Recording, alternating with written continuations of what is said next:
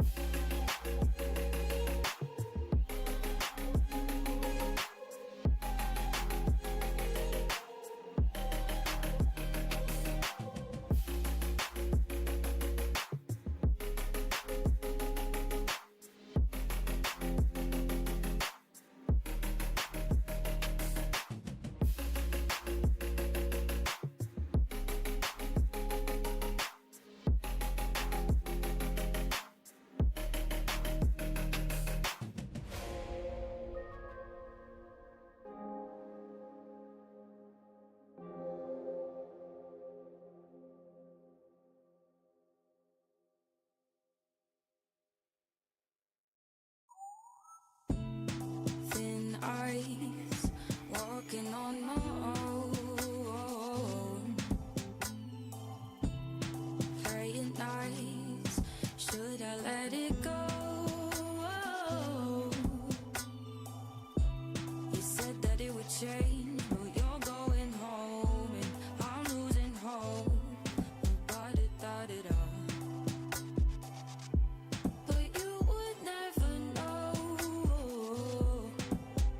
that I'm still afraid. The things you say are adding numbers to my days. What if you told yourself things would never be the same?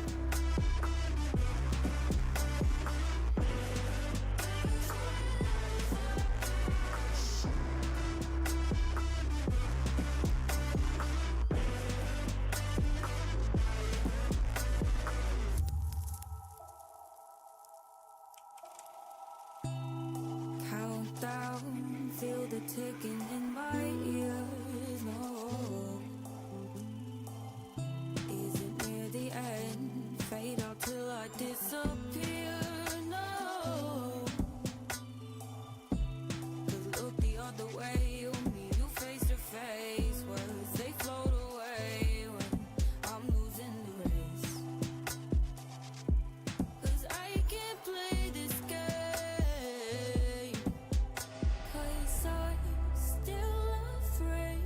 The things you say hiding numbers to my days. What if you doubt yourself? Things will never be the same.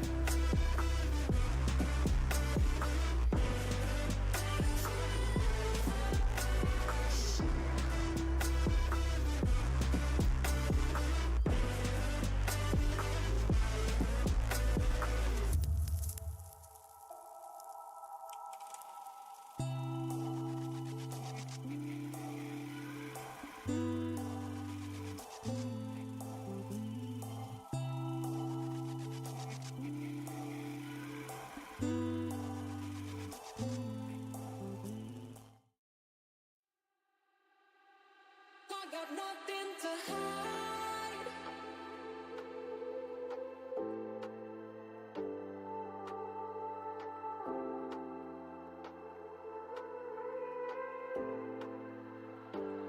I got nothing to hide.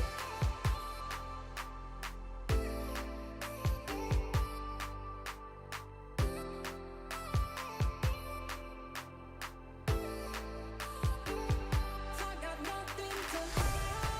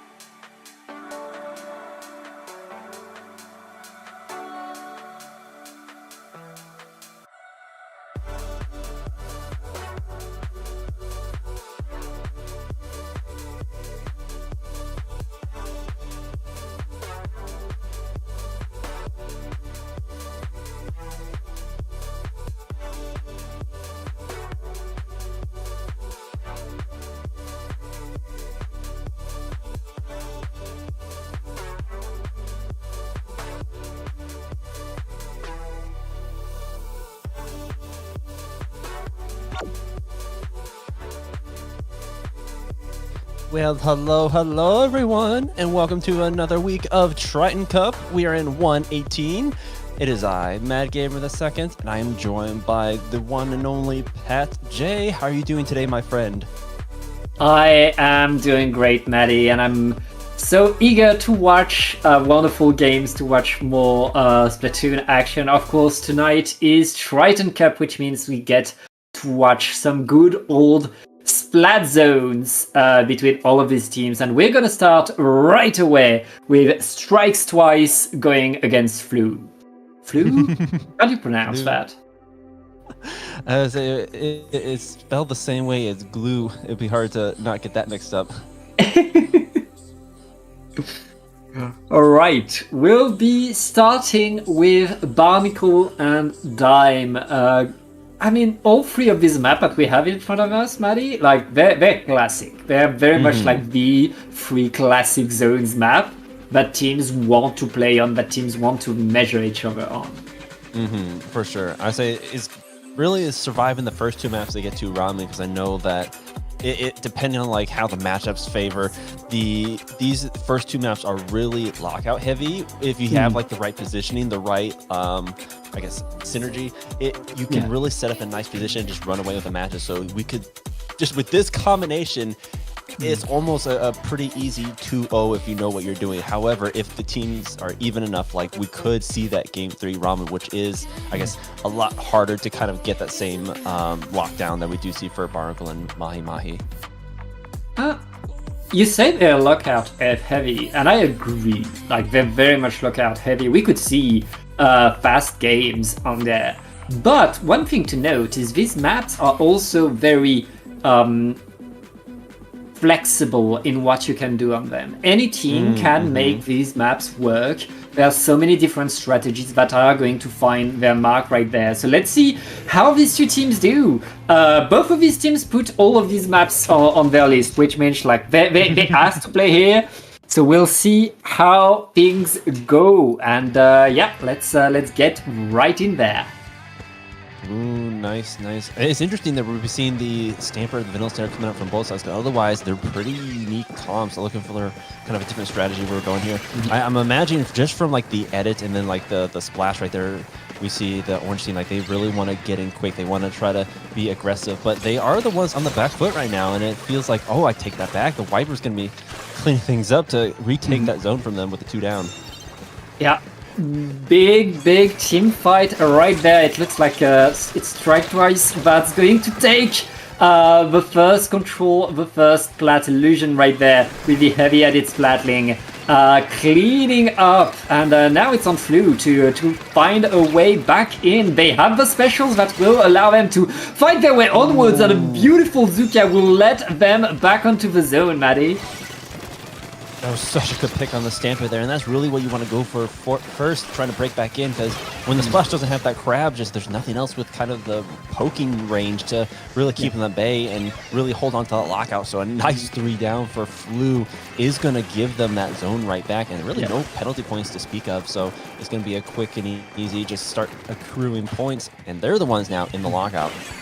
Yeah, they're in the lockout position. It's on Strikes Twice to find the strikes forward, the Reef Slider going in next to the zone. That's not enough, but the lead is taken by Flu. But, oh, Sneaky got onto the zone right there. Is not able to get the cap yet. There's still 2 players from Flu there to defend. They are forced away. They're forced to jump out. The pencil saved their life and the special that they have.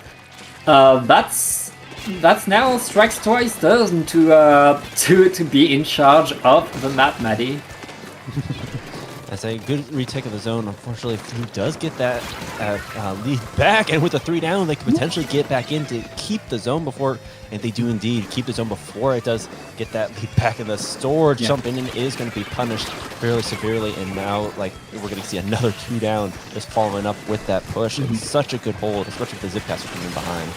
Yeah, these Zukas, they've been key to Flu being able to move forward and get control of the zone. But here comes the answer by Strike Twice, who are able to win the next fight and now are pushing in. Here we see a sword duel. The sword duel is won by Ninja right there for Flu. The Flu are staying in control of the zone. They don't have any penalty left, and there isn't much time left on the zone, Maddie.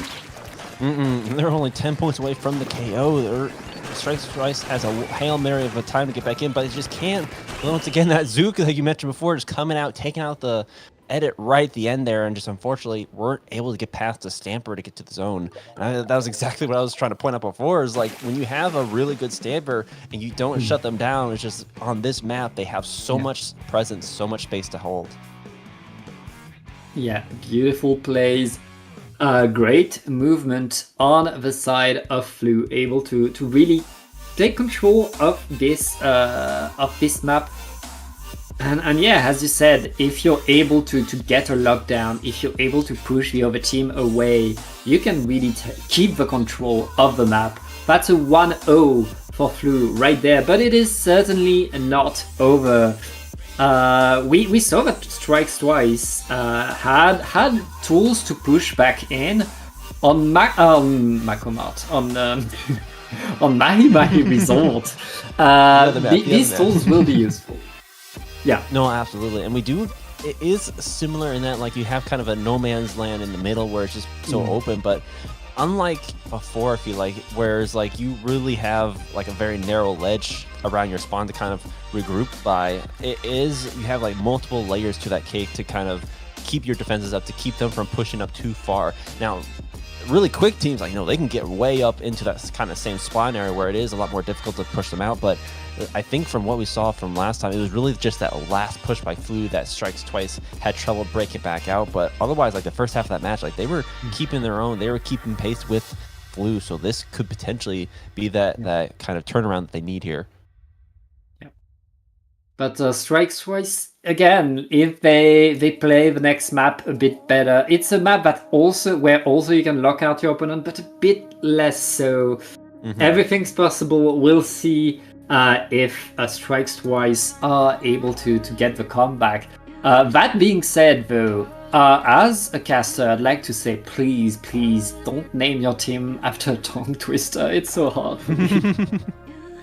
So true, so true. You got to think of us when you're naming your teams. I bet you that they are. They want us to suffer. Honestly, you were so right. You were so right. And we're gonna be seeing the swap on that one Stamper, swapping out the Zipcaster for the Booyah Bomb. That's gonna be a lot more pressure put on, I think, try to contend with the Zuka that's coming out from Flu out here. Yeah. Competing with Bazooka, surviving these attacks will be key. Bazooka was so important when Flu wanted to go in, and Flu very confidently are trying to establish themselves onto the zone, but they need to win the fight first. Strikes Twice already lost their Stamper though, and Flu are still going in, getting more splats and punishing every move that Strikes Twice is doing. Well, here comes Zuka once again, not able to find anyone right now, and punishing the T-Tech, the Duelist, and getting a delayed wipe right there. That's going to be huge for Strikes Twice, and we haven't even seen too many points on the board just yet. It really is like just a dogfight when the water is this high, like which team can kind of lock things down to get those early points.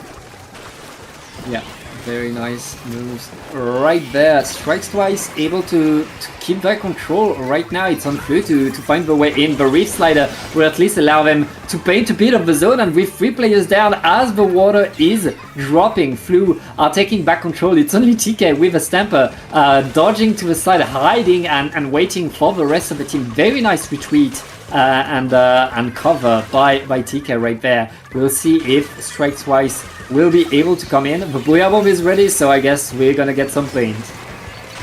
That was such a good position from the Stamper there. Unfortunately, the wipeout was going to negate that, but just the positioning there, like, he had them attended for so long, but it really, Flu didn't even need that. They were able to get the wipeout, and here they are up on the next step right as the water is going down, and they have all the space in the world to kind of hold this down here.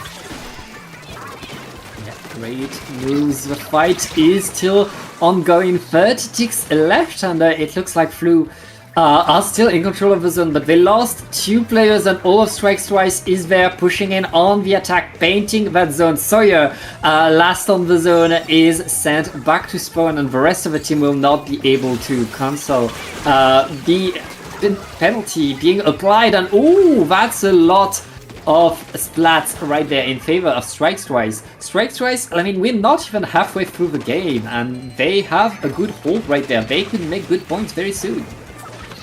Absolutely, and with the penalty gone, and like that is the one thing about this map is like even if you struggle with like the opening bit with the high waters, like there are some teams who are like they're the late gamers. They wait until that water drops and then they are all over you, and we're seeing that right now. Down to 30 points, so close to taking the lead back. Stamper does go down.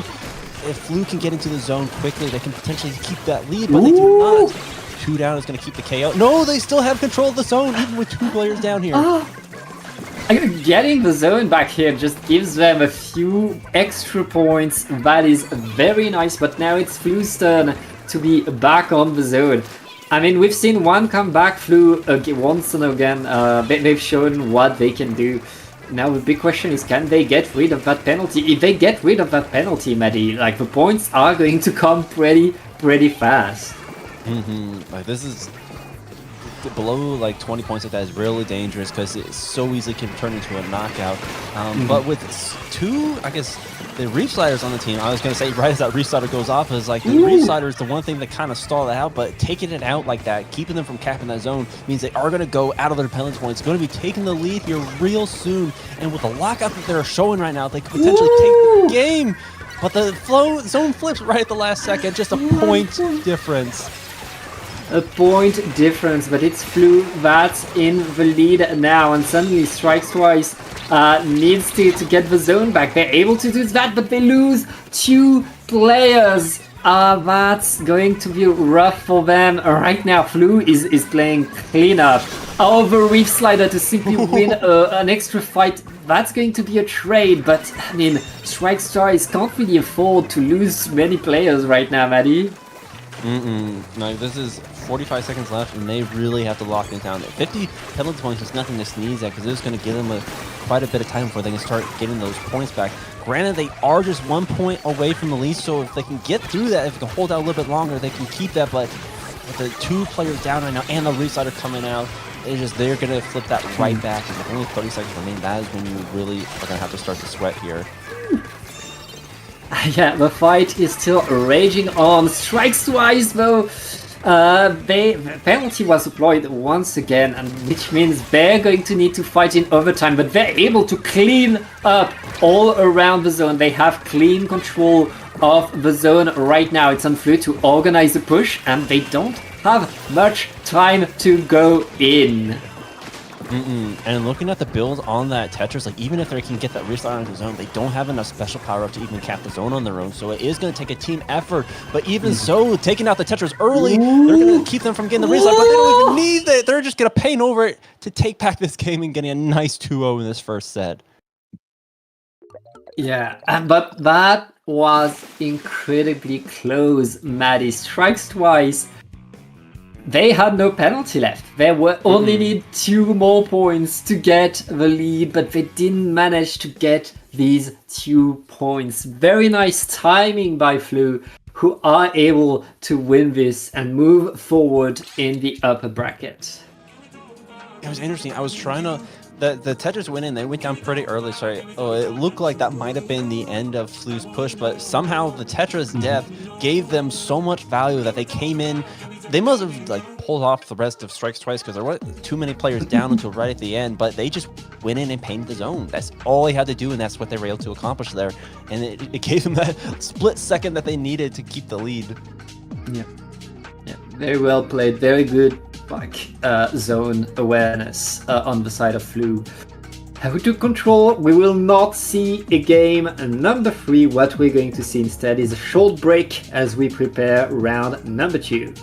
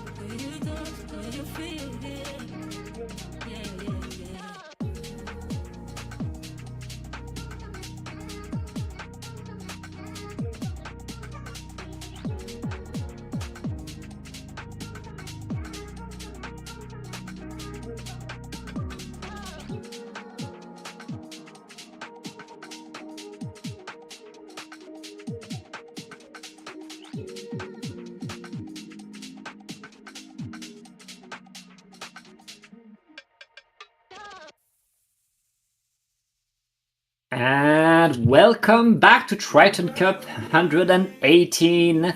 It is still Pat and Maddie ready to watch some more action. We're going to watch Zipcat going against Super Cub. Now, Super Cub, I believe they are a pickup, but Zipcat is a team that we've seen in so many Paddling Pool and Triton Cups, so many tournaments, and they've been grinding. They're very much a team to watch, to pay attention to. Absolutely. As I was looking at their lineup, they have a pretty stacked one as well. Several, I'd say, wins both here and elsewhere under their belt. So yeah, it's gonna be a fun match to watch. Unfortunately, it's gonna start out on Brinewater, a little bit more controversial map, but it is pretty fun if you have the right weapon. For some weapons, you might not have as much fun. Yeah, I mean, we're not allowed to complain about the maps because the players chose to play on there. It's on them. It's not on the TOs. It's on the players. They wanted to go here. Super Cobb. I bet they have a good charger because they chose to put a Brinewater on their list. Honestly, like these maps that are different, that play differently. If you have good practice on them, you can do well on them. And yeah, and Elita is going to come on the side of Super Cobb to provide the punish. Oh, of course. Honestly, like, as long as they're happy with it, you know, if I'm sitting behind the desk, I don't mind watching it either. Yeah. Ooh. And we already have Super first Cobb. blood. Yeah. But here comes the Crab Tank to answer, to delay things a bit. The Eater from Super Cobb able to get the right punish though, and that's a lot of control right now with a delayed wipe. Super Cobb are going into the ramp. And they're going to be just pushing all the way up as far as they can, but it looks like Zipcat is going to be punishing that and pushing back out, but it's just the bucket remaining, going up against the leader, winning that fight. Just got to watch out for the Stamper who's coming at them. They have the Booyah Bomb ready. They're going to be using that, and not before they can cap the zone. A little bit of penalty on there. And honestly, that was something I was looking at. It's like, we have a double Booyah comp coming out from Super Cobb, which is interesting because normally you see strikes as kind of the zone flipper just because how small it is. Yeah, but I mean, Booyah Bomb is good enough usually, especially if you have good painting weapons next to you, and between the Zap and the Meter, I feel like that's going to work. And I think like the firepower of an S-Blast and a Stamper on your team is way worth not having triple ink strikes, and we've seen Super Cop get a lot of splats, but right now it's Zipcat going in, getting the splats, getting control, and finally we see Zipcat being able to create some space for themselves. And it's like, I was gonna say, like with Super Cobb's comp, it's like they're really banking on the fact that they can get in and start winning those fights. But as soon as Zipcat turns that around on them, they don't have the resources to break out as easily. So they're really looking to get a splat to find their way in. And maybe this pick from the S-Blast will do it, but not before they lose that lead. Yeah, the lead is taken, but so many players are lost by Zipcat and Super Cobb back in control right there. And again, Super Cup, they don't waste a second. Whenever they get the splats, these frontliners go on the ramp, go for more fights, and the fights are away from the zone, which is allowing them to now take the lead, Maddie. And I will say, like, the one thing I like about the Booyah Bomb there is, like, it's not really a efficient painter. However, because of how long it lasts, okay, well, I have to hold that thought because they are now 3 down, so it doesn't matter how many Booyah Bombs they have, they're going to be losing that zone, but still taking the lead back, so that's going to give them a little bit of wiggle room to get back in these last 2 minutes here. Yeah, and right now it's on Zipcat to try to hold control over the zone. Frook able to punish the Booyah Bomb right there, but not able to prevent the zone from being taken. We're at 2 minutes left, and it's still Super Cobb in the lead with the numbers advantage as well. Ooh, yeah, gotta be holding on to that lead. And this was the thing I was talking about with the Booyah Bomb. Like, even though it doesn't paint, with the kind of aggro comp they have here, the long-lastingness of that explosion is kind of a smokescreen to get their players in. And so if they're able to kind of chain those together, it can be really hard for Zipcat to break back out. And, you know, we are seeing that right here, just with down to 20 ticks left on that zone. Super Cobb is just really locking things down. It's only going to be, not even the strikes are going to be able to cap that zone. They're able to paint right over it and continue to maintain this hold here. Yeah, Super Cobb still so dangerous, but not able to prevent the penalty from being applied. They lost 2 players as well, which means Zipcat will be going in, will take some control, some space, but instantly Frook cannot establish themselves onto the ramp, which means Super Cobb is already back on the zone, Maddie. They weren't gone long. They might have a bit of penalty this time around, but they're being comfortable in this zone. They like hanging out here, and they're going to continue to fight for that. But with 2 players down like this and a jump getting canceled like that, Zipcat is going to be coming right back in and trying to maintain the hold. There's still a bit of time left to get that lead back, but it is ticking away. They are losing that time quickly. Yeah, right now Zipcat doing whatever they can to come back. They are done with their penalty, and with 30 seconds left, they have the time to come back in this game, but not if they lose 2 of their players already. Slasher trying to fight in front of the zone, but it's not enough. The zone is taken and Slasher is punished. All of Zipcat is back on there, but Zipcat now with 2 down again. They're very much struggling on here, and Super Cobb on a victory lap right now. Victory lap indeed. Just like anytime that Zipcat is even able to take it back, just like right now, they threw those zones perfectly to cap it, but just like they can't get their players in, they can't get the presence to hold on to it. So even with a nice zone flip, all Super Cobb's got to do is kill the entire team and just flip it right back. Yeah. We saw Zipcat very much clinging through the game, trying to keep it alive and repainting the zone over, but they were not able to deny the control that Super Cobb had. And I think we need to acknowledge something as well, Maddie, which is Super Cobb versus Zipcat sounds like a comic book in an alternate universe. Oh, it does sound like that, doesn't it? Or like one of those in-universe comic books in a much bigger comic book. It's the kind of stuff they make up to kind of fill in for the in-universe. Oh yeah, that's exactly it. Who is going to win, Super Cobb or Zipcat? It's the spin-off we never knew we needed. Well, right now, the Super Cobb is on top of this fight, but that was on their map choice. That was on the map that really favored the Elite. That is very, very good for that long-range sniper. As we're going on to Umami Runes, that's a different map that favors fast movement and going in, where you have to paint both zones, and these zones are very small. Like, a booyah bomb for these zones is very much a waste, I feel. Oh yes, absolutely. I'm gonna say it's not the first choice for an anti-E leader map, but I know that up until the point where they already have control of the zone, the leader doesn't have as much of that same range, same control space that they did on Brightwater here. And I think, like you point out, just the dual zone does lend to more drawn out fights. You do have to take control of both of them in order to get any sort of points, so that requires a lot of map control. A lot is required indeed. We'll see how it goes. We are going into the game. Remember, we're still in best of 3, which means Super Cobb, they only need to win this game. They're not changing their comp. On the other hand, Zipcat are bringing in the Julies. These Julies will still have the crab tank that they had, but there will be a bit more feisty. They should be able to dodge a bit better. I say that the splash lends itself, you can get a lot more pain, get a lot more crab tanks out. But with kind of the more cover they have on this map, they can go for a more aggressive approach, kind of fight fire with fire, as it were, just deal with Super Cobb's aggression by adding a little bit more aggression of their own. You're going to see the train here. This ends up going to take down now the sword as well, with the dualies popping those crab right on the top of the middle there, but the pencil is going to get taken out by Gold Ship here on the charger, but the rest of the team is following as Zipcat takes those first points. Yeah, Zipcat penalty was not applied. That's the beauty of the double zone for you.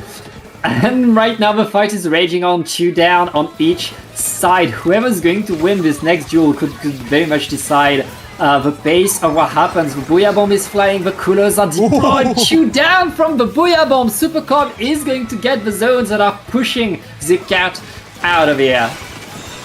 Oh my goodness. I don't know if that was a jump or if they were just standing too close together, but that was a heck of a Booyah Bomb, and that opened up exactly where Super Cobb wanted to go. And this is where things get really dangerous, because not only do you have the Stamper and the Blaster up on the dome there, but if the E-Leader can get up there, like, that removes any sort of like cover or obstacles trying to get out of spawn here. And we're already seeing 2 players down.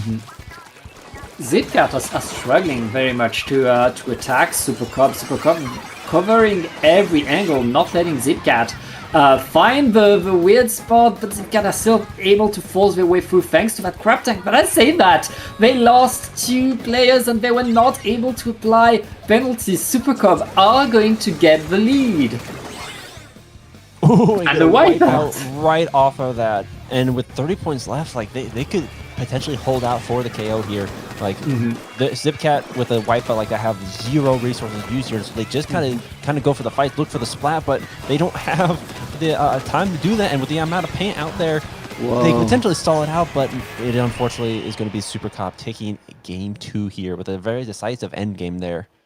Yeah, I mean, this time Super Cobb were able to get the KO, which they didn't get on their own map pick. So Super Cobb simply figured out Zipcat, got better and improved, and very much were able to counter all that Supercat was doing. What that Zipcat was doing. Exactly. And I can see the vision, you know, like picking the dualies are these, they still keep the crab tank, still kind of keep that kind of second backline open. And it did, like we saw the crab making some really good work out there, getting several splats, but then I think it was kind of the tipping point of once Super Cobb was able to get underneath those ledges, when it wasn't all those open fights out in the middle, like that's when Zipcat was starting to slip, when they didn't have as many advantageous positions to work from, and just kind of all went downhill from there. Yeah, I mean, it's always a lot of work, it's always hard, and there's always only one team that can move forward with the upper bracket. It's not done for Zipcat yet, we're in a double elimination tournament, but yeah, they get put down and brought down into the lower bracket. We're going to take a short break. Our next round, Maddie, will be a best of 5. Ooh, now we get into the really spicy games, because best of 3, like you have some pretty quick knockouts just like this. You could get 2-0, but once you start getting to not only like upper bracket, when you know some of the higher teams are starting to fight each other, but then like best of 5, like that's one of the most, I guess, popular formats right there. You get you get one extra game to kind of bring things around. Yep. We'll see exactly that very soon, right after this break. Don't go anywhere.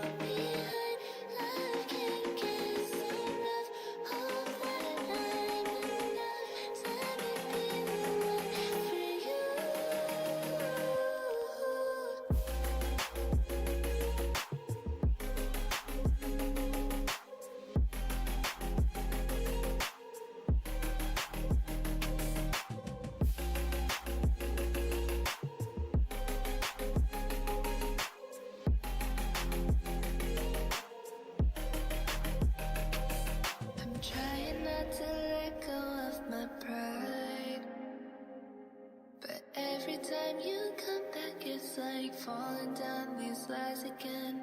This feeling that I have deep down inside. I just wanna be the one you need. And now I need you by my side. I can't sleep at night. Let's get lost in time, leave it all behind. I can't get enough of that. I'm enough. Let me be the one for you.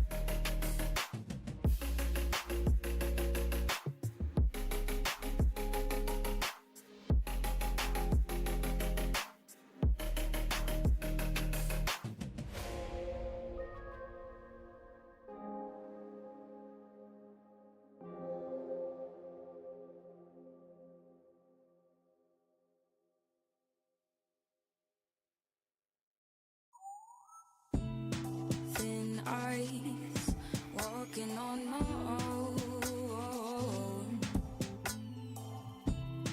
Playing nice, should I let it go? You said that it would change, but you're going home, and I'm losing hope. Ba-da-da-da-da. But you would never know that I'm still afraid. The things you say are adding numbers to my days. What if you told yourself things would never be the same?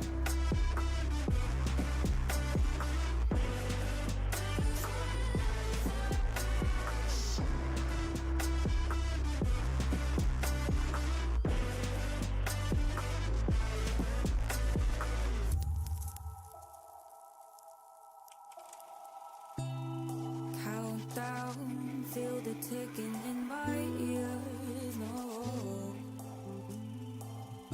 is it near the end? Fade out till I disappear. No, 'cause look the other way, you meet you face to face. Words they float away when I'm losing the race. 'Cause I can't play this game. 'Cause I'm still afraid. The things you say hiding numbers to my days. What if you doubt yourself? Things will never be the same.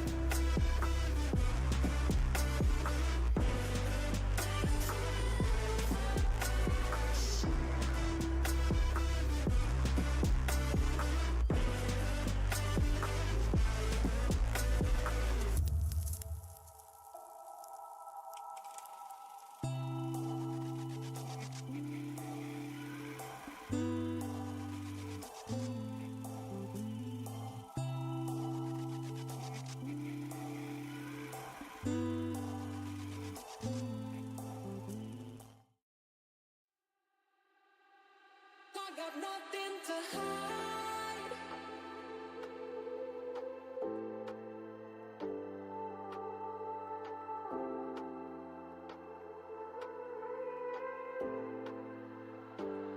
I got nothing to hide.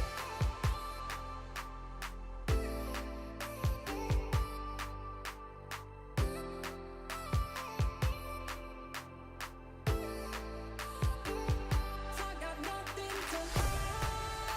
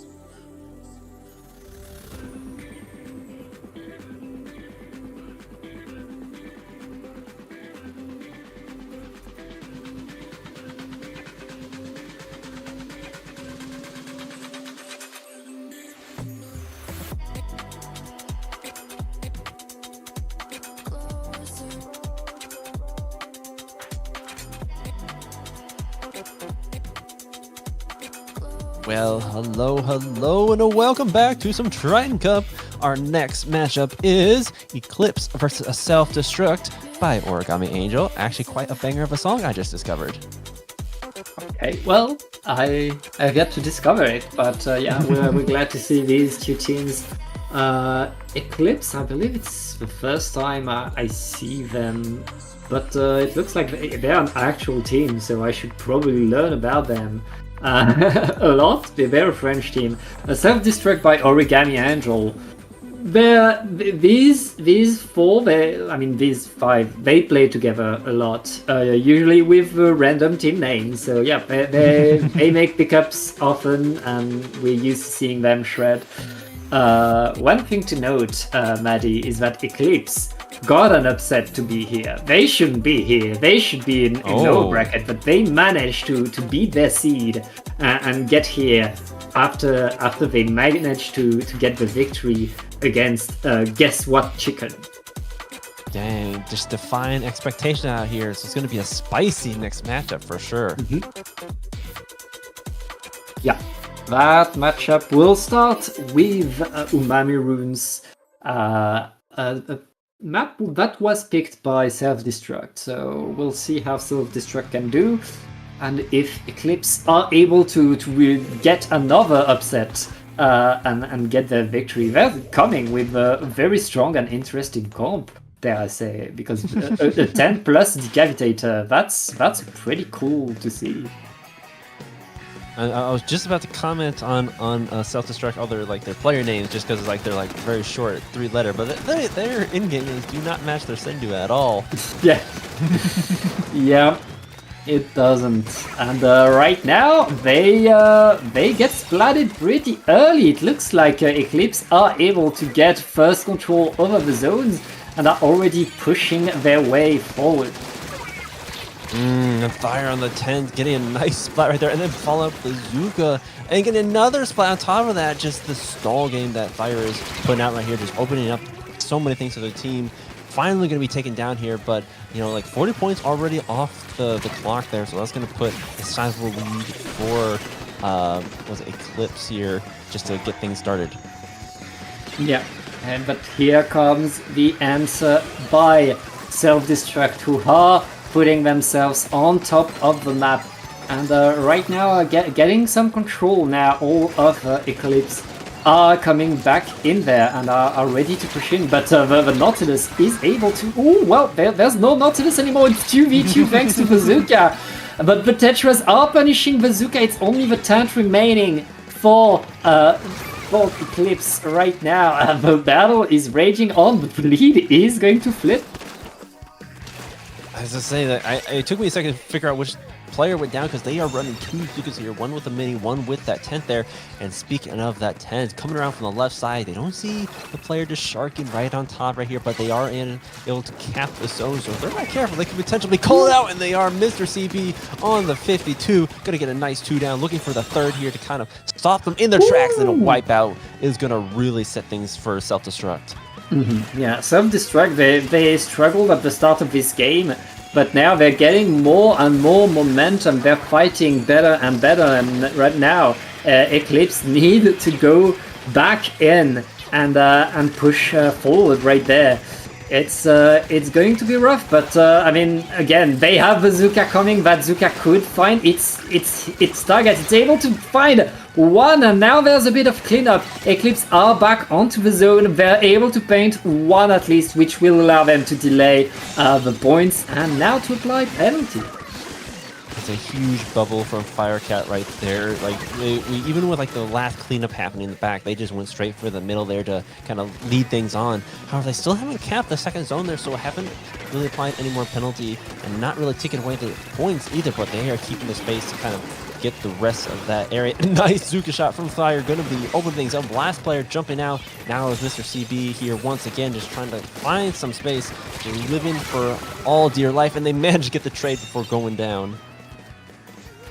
Yeah, trades are still coming right there, but Self-Destruct are still in pushing position. Their Tetras going on to top mid, getting one splat on the tent already, and still dancing around, getting more presence. The zones are almost taken. Yep, they're gonna get it, reapply some penalty, and now Self-Destruct trying to push in, trying to get more. Ooh, nice punish on the Tetras.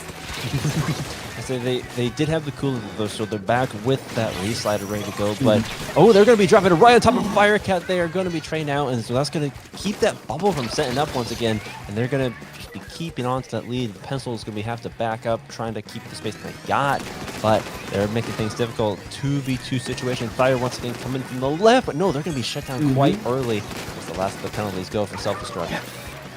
Eclipse needs to push in right there. Self-Destruct only need a few more points to get the KO. But here comes the paint. Oh wait, 2 down. Ovni needs to pay. Oh, it's a wipeout. That's going to be game number 1 for Self-Destruct.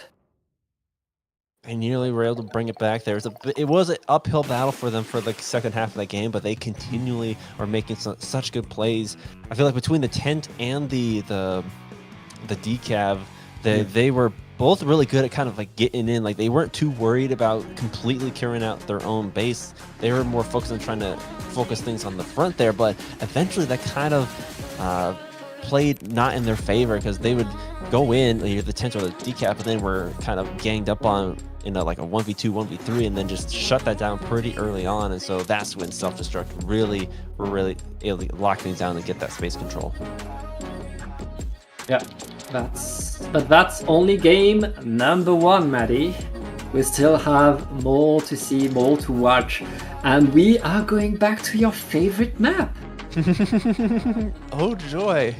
I was gonna say we're seeing some repeat maps back to back right here.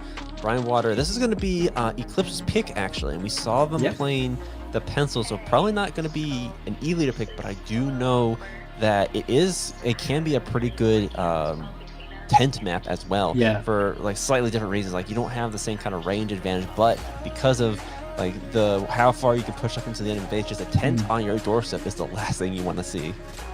Yeah, if you activate that tent at the bottom of the ramp, you can climb up the ramp for free, get into more fights, maintain so much presence, so much action. It's going to be on self-destruct to shut down that tent. That tent was doing the business at the start of the game and really took self-destruct by surprise. That being said, self-destruct kind of figured it out midway, halfway through the game. They really managed to, in order to win these fights, we need to do this, then that, then go. And they were able to really find the counters. Now it's on Eclipse to be able to mix up their game if they want to stop self-destruct. For sure.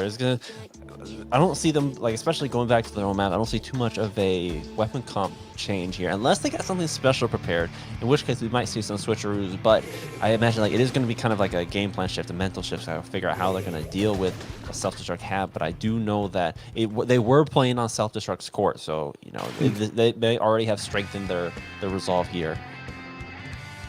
Yep, and right now it's time for the next game, and both teams are trying to go in, and we see the tent tire already trying to go in. Meanwhile, the Tetras on the other side getting the aggro. That's what you do with the Tetras right there. Beautiful play. Self-destruct taking early control and Reef sliding in. Beautiful move. It's a wipeout.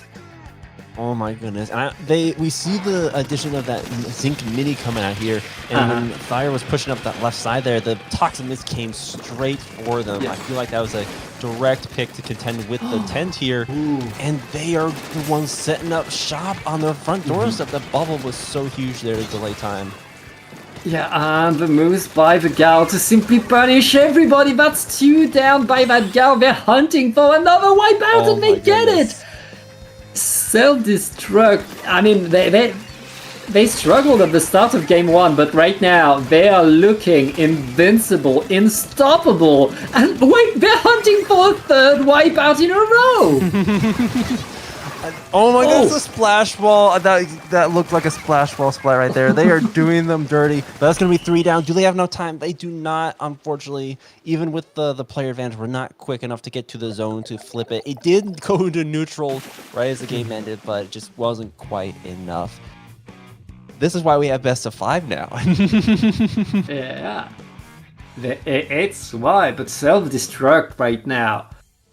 I mean, on game 1, they were looking like the better team. On game 2, we didn't see Eclipse. We barely saw Eclipse on the map at all. They were in the first fight, and then self-destruct wiped them out, and wiped them out, and wiped them out, and won. That was very much domination. Instead of the Eclipse, they were the sun that was eclipsed that game. Which is now they're on match point for self-destruct, and they're on self-destruct's home turf. They're the ones to pick out this map. So it feel like self-destruct got either they had such a good game plan to knock out their weapon comp, or Eclipse messed up and chose a self-destruct map in their own pool. So it'll have to see if they're able to kind of turn things around in this next one on Museum here. But I imagine if self-destruct picked it, they gotta have a game plan already in motion to lock things down. Yeah. I mean, right now all the pressure is on Eclipse. They need to switch things up. They need to change something, because what they are doing is working less and less by the second. right now. Self-destruct, they have it figured out. They know what to do. They know where to be, and they're able to outpace Eclipse, to have all the counterplays, to not allow Eclipse to be in the defensive positions that they want. Eclipse needs something to change if they want a shot at taking games off of self-destruct. And I was gonna say it's gonna be curious because I feel like self-destruct, they have a lot of flexibility. Like they were able to do some kind of weapon swap out, but it's like they have their comp itself is very flexible to work around kind of what whatever Eclipse throws at them. Like Eclipse has a very set game plan. They really have a game plan to move around with their comp, but it just once self-destruct figured that out, like you mentioned, just like it was really hard for Eclipse to turn things around, near impossible even in that last match here. So it was like either they're gonna have to really rethink what they're doing, or gonna have to just kind of like stick to their guns and just do the comp they're doing but better. Yeah. Well, it looks like it's about the same comp. We're changing minis a bit, like but two teams just traded their minis, I believe, to they really did. That's the only change that happened. I was saying, no, I think Firecat is swapped off that decap. They're going to be running the vanilla sloshing here, bringing out some strikes instead of Bazooka here. So I wonder if like they're looking for the fight potential, or if just like the bubbler. I can imagine like with the spinner in the middle, like the bubbler doesn't have too many good spots, especially when there is no team to pop the bubbler. Yep. Self-destruct opening still very strong, and Mambo with the Tetras dancing around, super jumping again to get some more action. And right now Eclipse still struggling, 2 players down. They need to change something. They're able to find a splat thanks to the Zucat barrier, able to still fight for it, but it's a bit too late. It is not enough, and self-destruct maintain their advantage. Oh, nice shot from Mr. CB here, but the bubble's gonna be popped like way out of zone, which is exactly what self-destruct wants. But it could potentially open the door for Eclipse to kind of break back in, especially if you've got fire on that tent, kind of open things up. So close to capping that zone, and they are gonna manage to get it down to 9 points, but still in this game. Eclipse still alive and kicking, but forced to fight self-destruct to push them out of here. Oh, they ignored the beacon for just a little bit too long. Half a second earlier, and they could have denied that guard. Indeed, and just especially with Mr. CB coming in on like 52s, like that is a last weapon you don't want to have come in, because they've just been so quick to get those splats, so quick to get in their face and just stay in business. You see the Tetras here going to be cleaning up, but unfortunately it does get taken out. But that is just the opener for Mr. CB once again, stalling for so much time way up in Eclipse's spawn right now. Yeah. Eclipse trying to go back in, and that's where the strikes are so useful. They're allowing them to paint the zone and move forward at the same time. Now it's a game of finding the shark. That's an important splat, Maddie.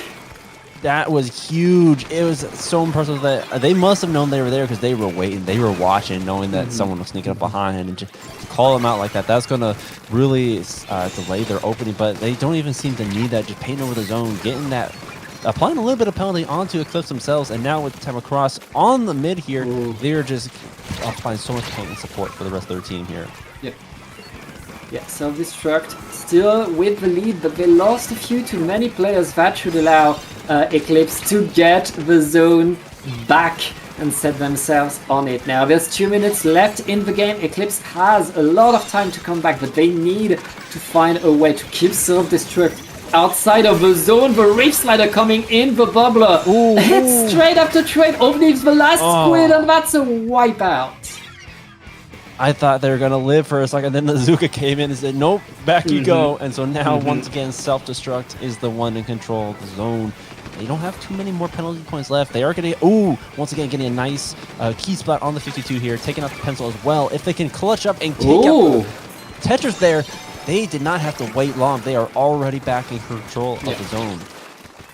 Yeah, Eclipse able to match the pace now, and to really be able to fight self-destruct, but self-destruct is still very much able to win more fights to get in. But now Mr. CB on top of the zone waiting for a mistake. But there's so many shields and Zukas from Eclipse that Eclipse is able to stay in control.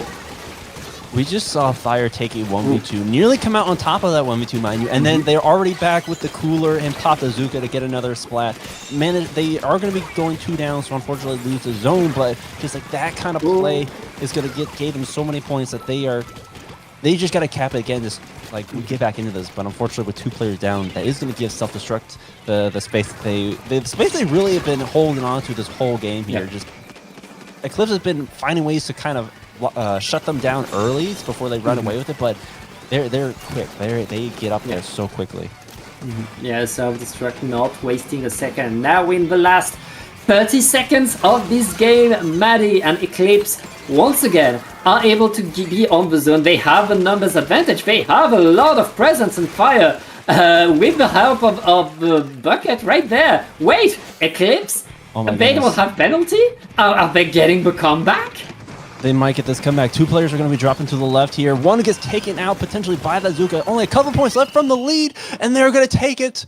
Eclipse is not done yet. They are now within reverse sweep territory, taking game 3 from self-destruct. I need to provide a formal apology, Maddie, because at the start of this set, I said I didn't know who Eclipse was. To my defense, yes, I did cast them earlier, less than a week ago.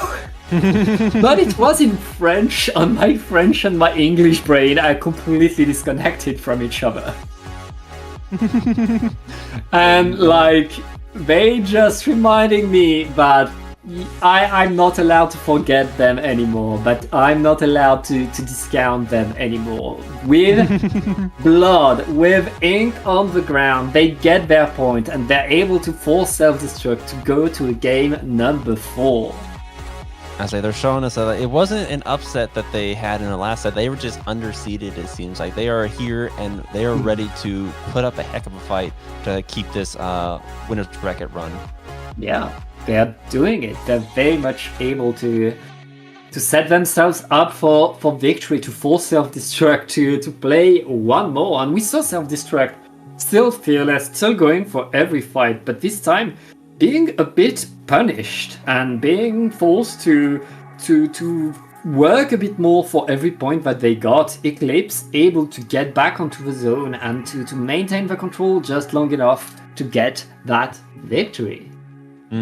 Absolutely. And like, I know that museum is not too often run, so it's not as niche of a pick as Brinewater is, but it's still, if you have, like, especially if the other team is the one that picked it, is like you are fighting the uphill battle, and the fact that they're able to bring that out is like now they can go back to something that they picked out. Like this is again like another good, I feel like, tent map. You don't have as many access points to get up into the spawn here, but like Brinewater, if the tent can just send that shield out, like that is free space they can take past the zone, and that's really where you want to set up. Yep. Eclipse need to do it, but this time, like, as you said, it's their pick, Crab Leg, and it's the right map for a tent. You can simply run with cover thanks to that tent. That's going to allow them to create some trouble. But of course, on the other side, there's Tetris. They can run anywhere, and they don't fear getting shot because they're used to it. But let's get in the game. Not much surprise in terms of the comp. It's going to be Zimmy versus Zimmy. I think it's the first time the two Zimmies find the coordination. I was gonna say, like, I was just noticing that as well, because I think they are opting to stay off that decav. They're opting to bring in the vanilla slosher once again, so still keeping with the bubble, but with self-destruct also running their own bubble. Like, it's gonna be kind of not only a fight of the Zimmies, but that toxic miss is gonna be brutal, especially going over the grates up top, just because of how much it slows you down. Yeah, you can't underestimate the mist right now. Eclipse able to grab a few points at the start of the game, but it's the first fight that's going to decide things.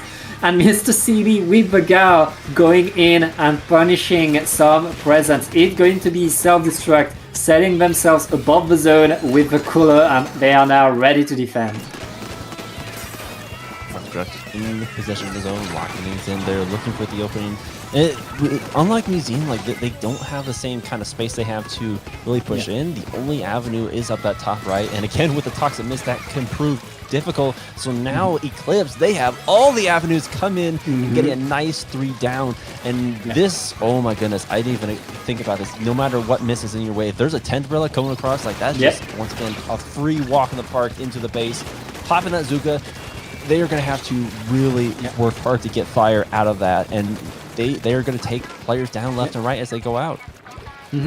Meanwhile, Eclipse is scoring more and more points, and they're more and more confident as well. That tent is going back for the attack, for the aggro position. 30 ticks left onto the zone. Fire still alive and able to kick, but that's going to be still a delayed wipe. Self-destruct are back in control of the zone. That was a huge push from Eclipse. It was just out of the way enough to draw self-destruct's attention, but they were pushed up far enough where like they couldn't ignore them either. It wasn't until we saw the 52 coming in from the left side, flanking in to get the zone cap. But again, like they can't get as aggressive as Eclipse can here, not as much as they want to. So it's just there's so much free space for them to come back in. It's only with the 2 players down, particularly taking down Fire and the pencil back up there. Is like now they're gonna have a chance to kick the lead back, and not too far off from the KO either. Yeah, self-destruct taking that lead. They're still around the zone. And here comes Overshield. Oh no! No Zuka for you! And penalties not applied. Whoa, that's it. That's all she wrote. Game. It looks so promising for Eclipse there. They definitely had the game plan. They showed us why they chose this map, but I think near the end there, they were having less and less opportunity to kind of break back in. And I feel like right at the end there, like they weren't accounting for that 52 in the corner, and that's always a deadly mistake, no matter who's playing it. But especially with Mr. CB, from what they've shown today, is like you don't want to ignore them. You have to take them out early on, and so they just shut down that push before we even got started. Yeah.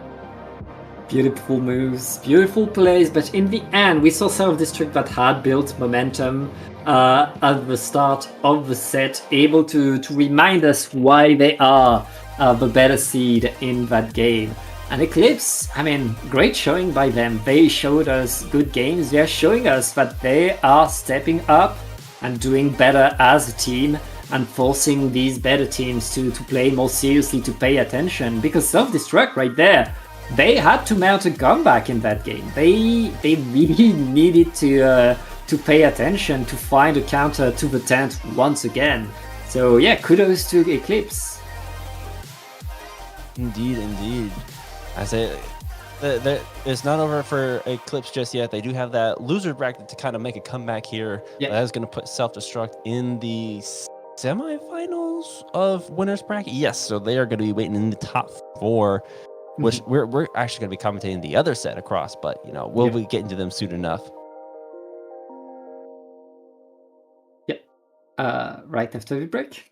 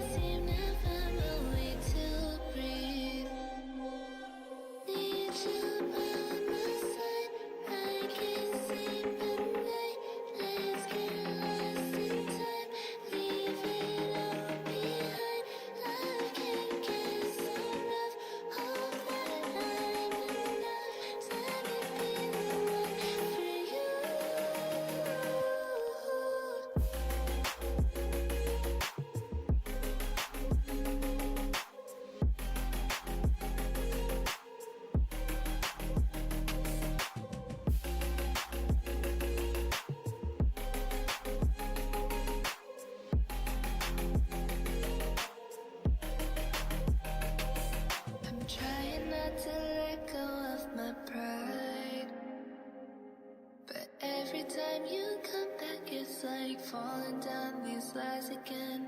This feeling that I have deep down inside. I just wanna be the one you need.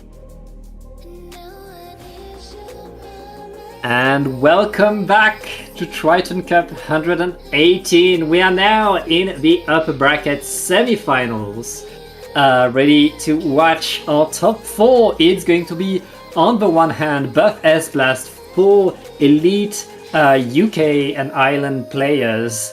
On the other side, it's 0067 coming from over Europe, and I think one NA player as well. So 8 players that are very dangerous, that are used to doing these top level pickups and that you should look out for. Yes, absolutely. I remember you were telling me that we might see a Charger matchup from these two teams, from one from Yoshell, the other from KitKat, both primary users of the Chargers. And on top of that, like, we have, like, looking at the maps that they picked out, like, so far I haven't seen any EOTail, but we have a crazy lineup in store for us. Yep, this is what you get. So first map, Undertale Spillway, was chosen by 0067. I guess they like me because I love to see a double zones map, and I love to see the way teams play around that. Ooh, I think I just saw a tent on top of that. We're going to be seeing like a very similar comp actually to what we saw from Eclipse. The only difference being we have the 52 coming out for the paint support, but yeah, that seems pretty on par for a leader comp right there.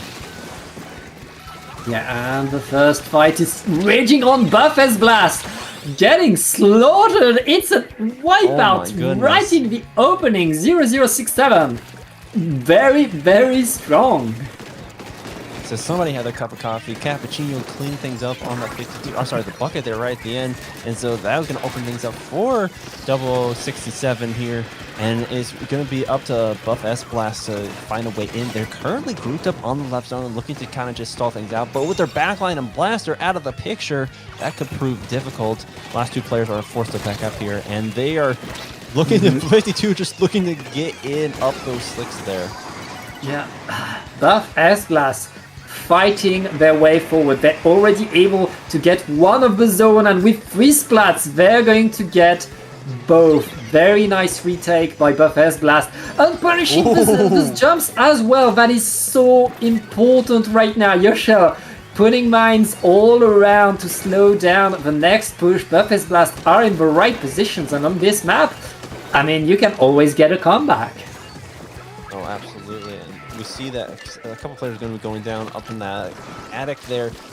Just 0067 trying to find, you know, like, try to take that space on the top ground just to deal with the leader. But unfortunately, the strikes are going to just nullify that bubble there. Yeah. And they are going to be potentially in the lead. Not 0067 is fighting for it for their life, but they are unfortunately going to lose that right at the end. I guess on this map, when one team is winning, they're simply winning more. Everything is going Buff S-Blast way right now. Numbers, they're able to paint one of the zone, but not both. The penalty was still not applied, and Buff S-Blast are scoring more and more. We're about to get to the last 20 points, and the 0067 only got one zone. They need to get both, Maddie. They do indeed, and it's going to be 3 players down, and it's going to get them like they took the 3 players down, and they just went immediately up into their base there. We see the decap on the far left side, and that's going to be such a pain to have to deal with, unless they just choose to ignore it. All of Buff S-Blast is dropping to the left once again, trying to get that high ground, but with the pencils situated up there, like, they have to spend a lot of resources just to push them out. Yeah, Buff S-Blast right now trying to force their way through a single alley, and all of Double are waiting for them, punishing them. It's 3 down. Yoshell trying to survive, but with an E-liter at short range, it's not going to work. 0067 right now, 10 ticks left, and they keep scoring. They're about to get game number 1 with an extra splat. That's going to be game. Dang, we did see some pretty back and forth halfway through the match. I think like once 0067 took control of the upper left area, it forced all of Buff S-Blast into that kind of funnel on the upper area there, which it seemed like they were going there anyway. It seemed like their entry of choice was up down the left side and up across, and then because you had a pencil already situated there, they couldn't drop there for free anymore. And so we saw the strikes come out, try to break their way in, try to push them back, but because they weren't able to get a splat before they dropped, just like they fell right into like the pincer. We got the decav coming in from behind, and then all the rest of the team coming from the front. Just it was not a good time for Buff S-Blast in that end game there. So that's going to give 0067 the first point, which is interesting now that I think about it, because I think that was their own pick. That was their own pick. Now we're going to Buff S-Blast pick, which is mincemeat of all maps. Can you guess Buff S-Blast has an E-liter on their roster? Say they have an E-liter without saying they have an E-liter.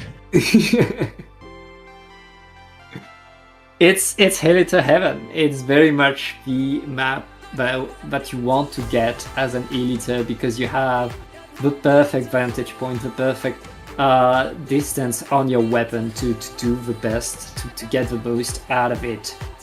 And we'll see. We'll see if 0067 are able to get another victory, but this time very much on the best possible map for Buff S-Blast. But they added more cars and trucks. Surely E-liter can't have the same range that they used to. Surely. Yes. Oh, yeah. No. E-liter is still a death machine. That if they see you, you die. That's how it works. Especially when it is Yosha manning the liter. Oh wait, no, that's a pencil. Wait. Not a liter. Hold on. This is not what we expected at all. Okay, first one, we have the 52 King swapped out for the Pro. I can see that the missiles and the extra range there is going to be crucial, because there's not too many. Okay, I was going to say there's not too many ways to get in, but they all just dropped in on the other side of the zone here.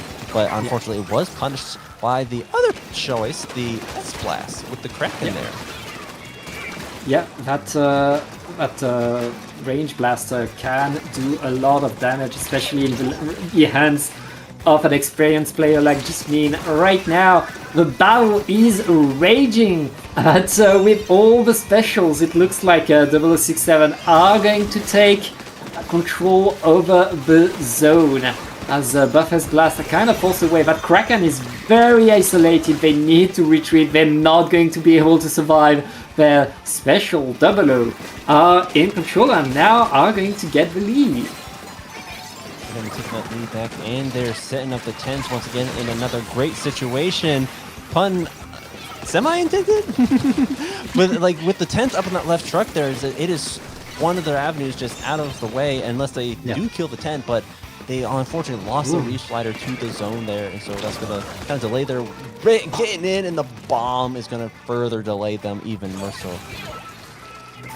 Yeah, right now 00 are struggling, but they're able to apply penalty in the nick of time and keep themselves in the game. Hey, sometimes you just find the right paint to get control, and they have the reef slider ready. That reef slider from Savage could get a double. That's huge. Suddenly Buff S-Blast are able to get the position, and with more splat, Savage absolutely popping off and giving control to their team. I swear I blinked and suddenly the zone was blue. I don't know what the heck happened, but they really did capitalize off that, including like with that reside there. That was going to give them the kind of delayed wipe they needed.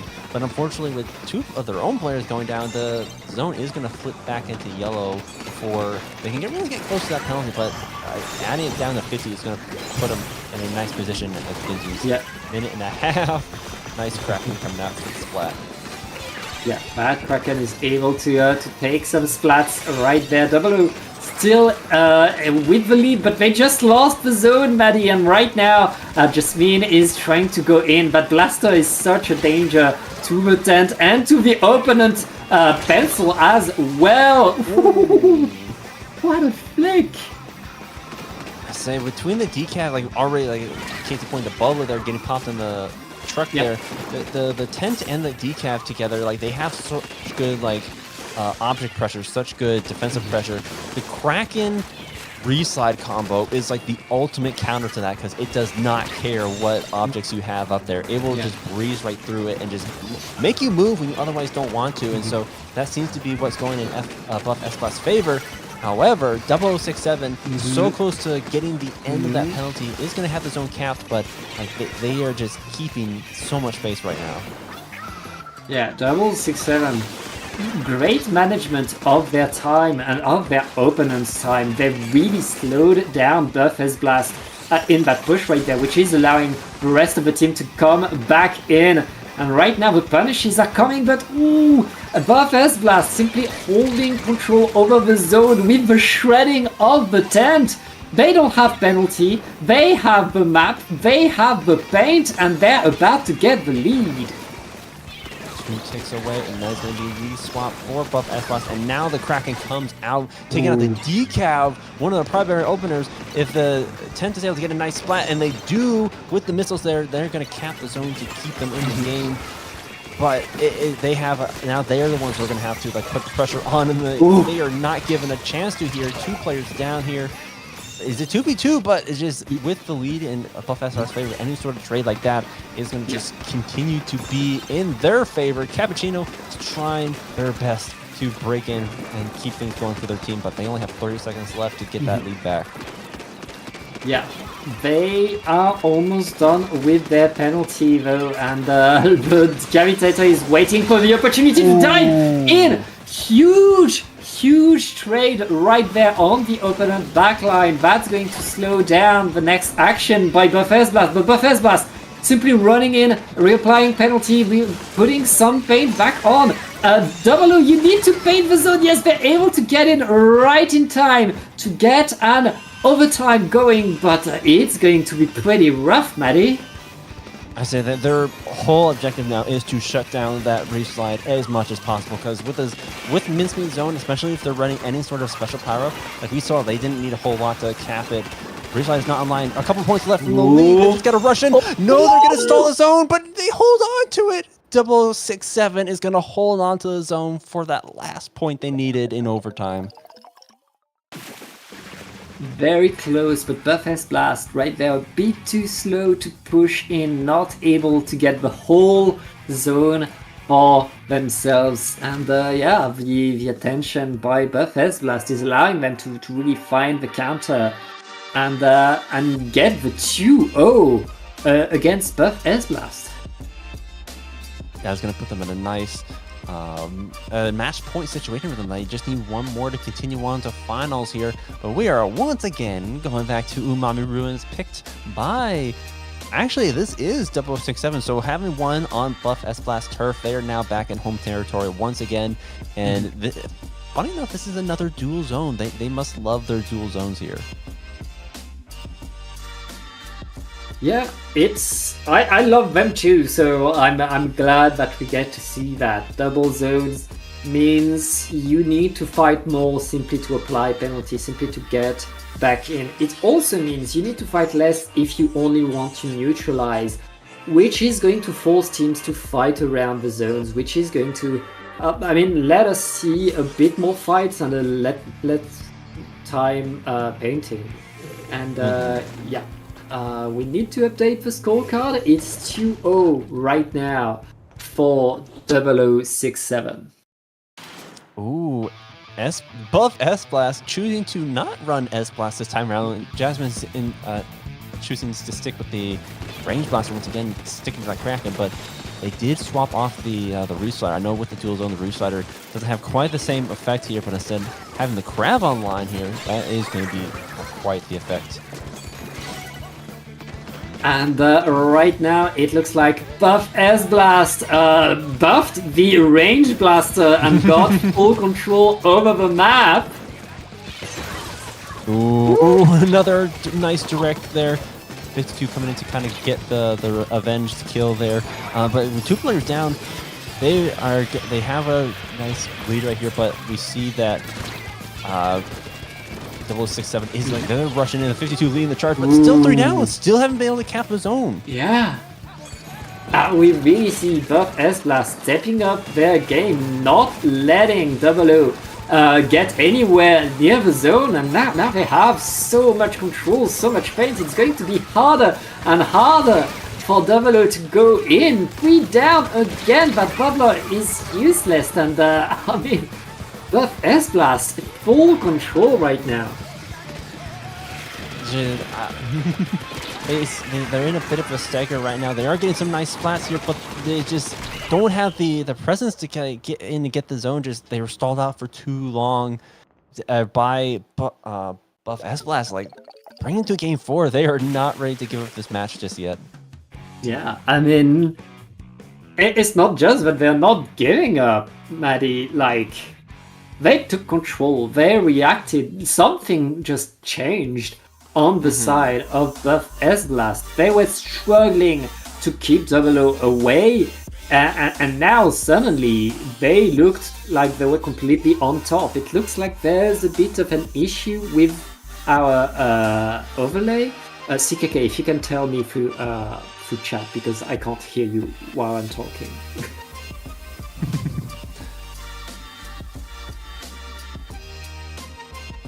Okay, we have a few technical issues. Right now, it's 2-1 in favor of 0067. But 0067 only need to get one more game if they want to qualify for the upper bracket finals. I say we are once again going back to Brightwater Springs, another popular pick today it seems, but I am all here for it. This is going to be like the 10th just does so well here, and I think like again paired with the decaf, just all the amount of like kind of stalling, all the amount of objects that they can throw out, especially if they're going against Yoshel on that leader. We haven't seen the leader popped out from that since that first game, but if this would be the map to do it, if they were to do it. Yeah, it's very much a map to take control on. And we saw 0067 being able to find the counter to Buff S-Blast when they were going on their favorite map. We'll see if they're able to do that again, going on to Brine Water. The tent, as you said, very much a good weapon for this, but Jasmine, with that, a custom range blaster has been a menace, has been punishing very hard both the tent and the decavitator, and we'll see if it works right there. Buff S-Blast, they're not allowed a mistake, and the mistakes are already coming. Double O are taking control. Once again, the tent to decav working in tandem together, getting another nice splash, just 2 down right off the bat before even a single special could pop. I think that was before Cooler as well. And once we have that bubbler up there, the pencil, no, they used their own bubbler against them. The ricochet of that bomb is going to take out the decav with a 2 down. 52 also going down. It is just the tent to get those jumps in, but they are slowly losing their numbers here. Yeah, and right now we have the fight for the zone. Double O keeping their control, no penalty applied. Buff S-Blast are still struggling to push in, still struggling to find their way forward. The crab tank should allow them to at least get control over the zone, but Double O are still around, ready to defend their spot on the map. I saw the players go down, and then I was like, okay, now Buff S-Blast is going to cap the zone, right? Right, and then it was still yellow, still taking away points. So now 27 points here. We do see Buff S-Blast. They are using that Kraken to kind of break in, trying to clear some space here. 10 or the strikes to follow up, but just they're not able to get the same kind of positioning that 0067 had in that first opener. They have the zone for sure, but like they have so much pressure coming at them, especially with Cappuccino and the decav on the right. They do manage to shut them down, but not before the zone gets flipped in 0067's favor. And so they're gonna just continue to try to rack up those points. Yeah, I mean, 0067, even with a numbers disadvantage, they have such an ability to keep the zone their color and to grab just a few extra points for good measure. Right now, Buff S-Blast, they need to go in, they need to get the paint, and with 2 players down, they should be able to go in, but they still have to contend with that 10 that's still to the side forcing them to wait a bit more, but with so many splats and so much pain, they're finally able to get the zone. And ooh, that's 3 down. That was a good pick on that tent on the left there. Like, they were popping out their Zuka and surviving for so long. I think if they had left that unchecked, that could have been a good pinch maneuver with the decap coming in from the front, but now they are going to be really solidifying the hole, and they can throw that Kraken a little bit deeper into the base, but they're not worried about the Kraken whatsoever. The 10 coming in, going to getting a trade, and then the cleanup, just the whale's going to find that range blaster and just get that nice delayed wipe in. And we are back to where we were at the beginning of the game with 0067 just really in such a good position to hold the zone. Yeah, 2 minutes left. Everything is still possible, but Double are very much keeping some control. As I said, that they lost 2 players, that Gal needs to maintain some aggro if they want to deny the zone a bit longer, but the zone is almost blue. Oh wait! The battle for the zone is still raging and Double is going to win it! No more penalty, they're gonna score more points!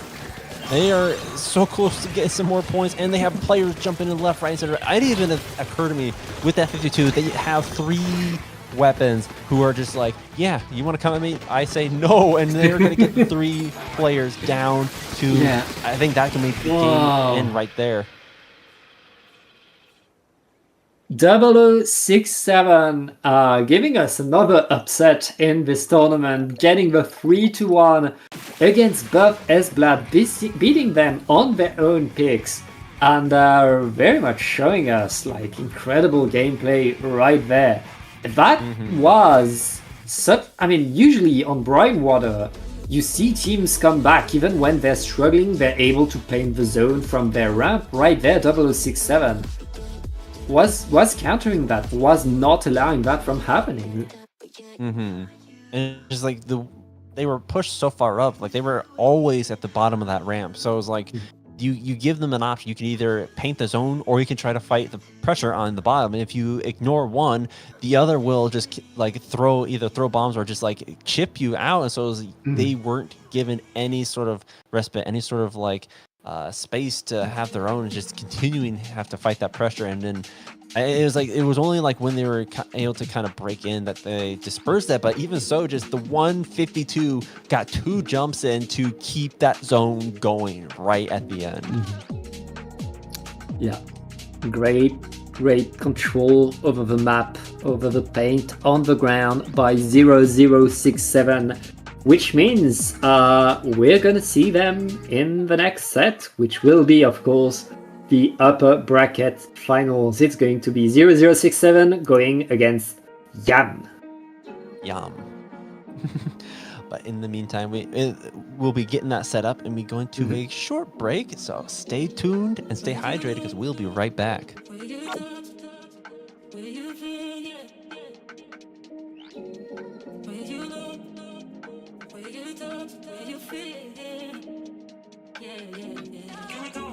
Can we talk about me and you? Can we talk about the truth? I wanna know, I wanna know. Can we talk about me and you? Can we talk about me and you? Can we talk about the truth? I wanna know, I wanna know. Can we talk about me and you?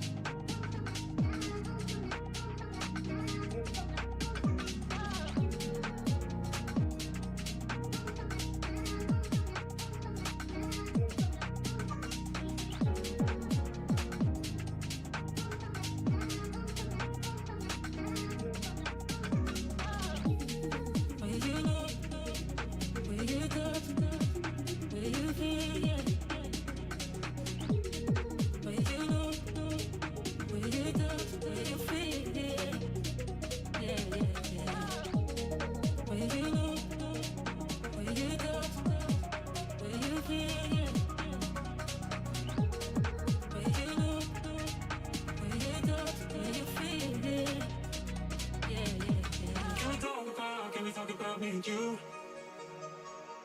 talk about, can we talk about the truth? I wanna know, no, I wanna know. Can we talk about me and you? Can we talk about me and you?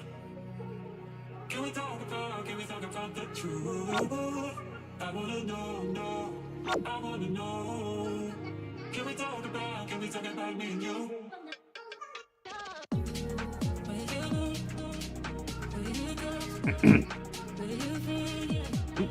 Are we on?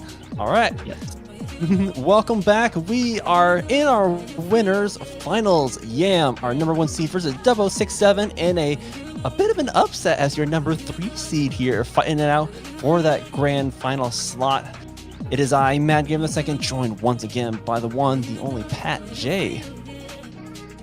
Yep, it is time. 2 teams left that haven't dropped a set yet, but very soon it will only be 1 team qualifying for grand finals here on Triton-Cup, your premium European Splat Zones tournament. And we have, they're not teams. We have 8 great players that are used to these finals, that are used to that kind of stakes, to that kind of speed, and I can't wait to see them fight each other. Starting with Crab Leg Capital. That's so funny to me. Is like all 8 players. So yeah, we kind of met today and showed up, and now we're in finals. That's no big deal. But we are going to be taking it to Crab Leg. Ooh, okay. We have another leader in play here from Baku. That's Baku for you. Great Elite player, absolute monster on the charger. Yeah, we have good chargers tonight, and it's already a good start for Double O, who are taking control over the zone, getting extra plats. And wait, is that an Octobrush, Maddie? Hey, yo, that is indeed an Octobrush. Throwing in a bit of a curveball, swapping out the 52, which was putting in quite a bit of good work here. So not only do they have the Octobrush, but they're running that Forge Pro. And, Yeah. They are swapping things up considerably, and it seems to be working here. Yeah, Double O very much bringing unusual weapons to try to create the surprise. It's been working, but Yam able to put themselves on top, able to get control right there. Now they have the whole map, Chan. They get the points back. It was interesting. I think the last time, ooh, nice splat right there. I want to say the last time we saw Crab Leg here, it was with Eclipse, which was also running the 10 tier. But the double poison miss was interesting to watch. Now with no poison miss, like that leader went straight for that top right spot. They were ready to lock that down. It was just the good, like the splat from that pencil blocked them out before they could do that. And so now it is back with 067 in control, and I imagine we're going to be seeing that 10 coming up that right side once again.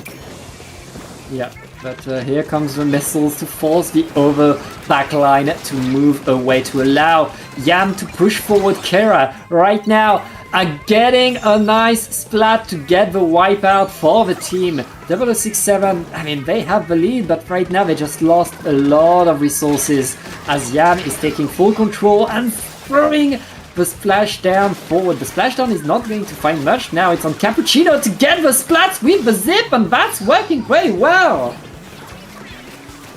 Nice play from the Octobrush. Unfortunately, oh no, that they are going to cap that zone before they even can get that lead back. They do lose 2 of the members in the process, but that is going to give them a little bit of extra time here as the penalty is applied, but not a whole lot at this point. It continues to tick further and further down with every time that zone is flipped. But they're fighting for it. Like even with the 2 players down, they're already back in. Zone is flipped once again, and now is 2 members off a Yam with 067 in control of that zone. Yeah, right now, 067 are maintaining their lead, are maintaining their control over the zone. They lost the 10, but they don't mind because they still have a numbers advantage, and they're cleaning up the surrounding of the zone right now. Very nice control, and with their pencil on top, they're simply waiting for Yam to move in. Yam needs to move forward. Ooh, nice spot from that suction bomb there, and a booyah bomb in the back pocket. Going to be popped right here to take out the pro potentially. So that's going to really keep them from getting too close to the zone. 4 points remaining. Their own I thought for sure they were going to stall that zone right at the end, but I think the tent right there allowed 0067 to really solidify that first victory.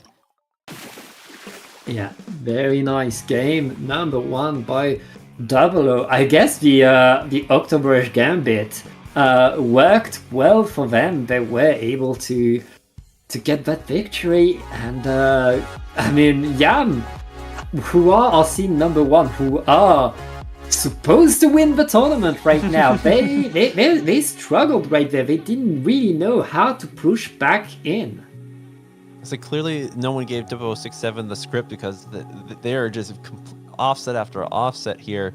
And that was also Yam's pick as well. Like, I honestly, I think with the leader that makes sense, but just they took that and they just ran away with it from Yam. So now we're going back to Mahi Mahi, which is going to be into 0067's pick. And with what they've been running here, like the leader does have some good positions, but if they're able to kind of keep on top of it, like it's not going to have the scary presence that it could have.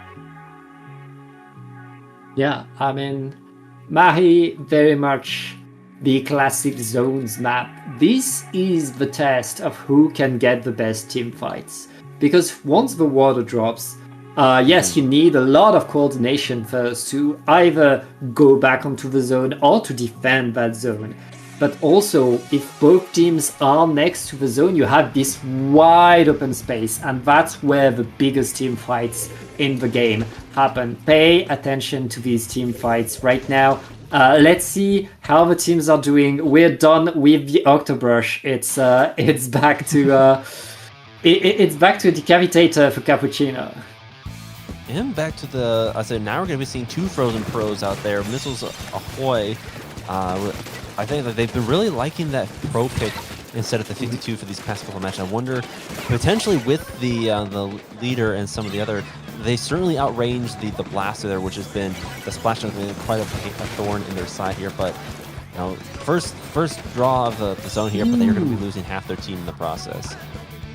Yeah, nice opening by Yam, getting some control and being able to really completely put the tent out of the picture is going to allow them to go in. Aura Boy pushing in with the blaster. They were so close to getting their splash down, but they're going to be sent back to spawn now. 00 are pushing back in as the water is dropping, Maddie. We're going to be changing state right there, and that is going to be the cue for 2 members of Yam to go down. I think that must have been what 0067 was looking for, because now they are all over them, looking for that splash that is trying to live, but unfortunately gets chased down. And now that Tenta has so much room to breathe, so much room to maneuver, and they're going to be taking 2-3 players down with them. And before the decap is going to be training out with that blaster. Yep, right now, 00 are in control of the zone. They don't have any penalty, and they're simply waiting for the mistakes that Yam could make right now. But Yam going in. The splashdown did not cap the zone. That's the mistake by Yam. And 00 smelling blood are simply maintaining the... Oh no! Oh no! I hope they had cooler when they took that dip. Cooler doesn't work from the water. Oh no! Cooler doesn't work if you dive in the water right now. 00 lost 2 players, but I mean, Yam are still able to get control over the zone. That was such an unfortunate dive. Oh my goodness, they were able to cap the zone to get them some penalty, but like down to 18, and still again in that zone space, like they're having trouble trying to break back in. Like once they had like the fights, they were able to get those close quarters fights, but as soon as like the space opened up, now we're seeing all that mid range, all that push power from the tent really come into play here, and it's been really difficult for Yam to kind of contend with that. Yeah, right now, 00 just a few more points is all they need, but it's only the decapitator Cappuccino. Cappuccino gets wiped and gets sent back to spawn to meet back the rest of the team. Yam, they've been struggling, but they managed to get the wipeout. That's going to allow them to take a lot of control around the zone. Now they need to use that control, and they're using that control, Maddie. That's a delayed... Pencil here really making up for that dip by taking 3.5 players down on their own and with no penalty points remaining, they only have a 20 ticks before they can take that lead back here, and they are in a really good position for lots of yellow paint out there. Really gonna have to take some of the specials from 0067 to break back in, but they don't have enough time. I think it might just flip the lead here, but they might even be able to get the zone back. 10 points remaining, potentially into the KO, and now 3 players. That's a delayed wipe. That is going to be game for Yam. There is next to no time for them to flip that zone back. I mean, 0067 were winning that game at the start, but I guess for Yam, like, that dive in the water, it woke them up. That was the refreshing moment that gave them the, okay, now we need to play seriously, because this has gone for too long. Now it's time for us to lock in. That refresher bath is all we needed. It was the mental reset there, and they just popped off for the rest of that game. Oh my goodness! But it's gonna be interesting because taking that game, both of these teams have taken the game that they didn't pick, and so now it's been reset to now we're in Yam territory, and with Museum, we've seen in previous matches, it was who was it? It was literally in semifinals. We just watched on stream.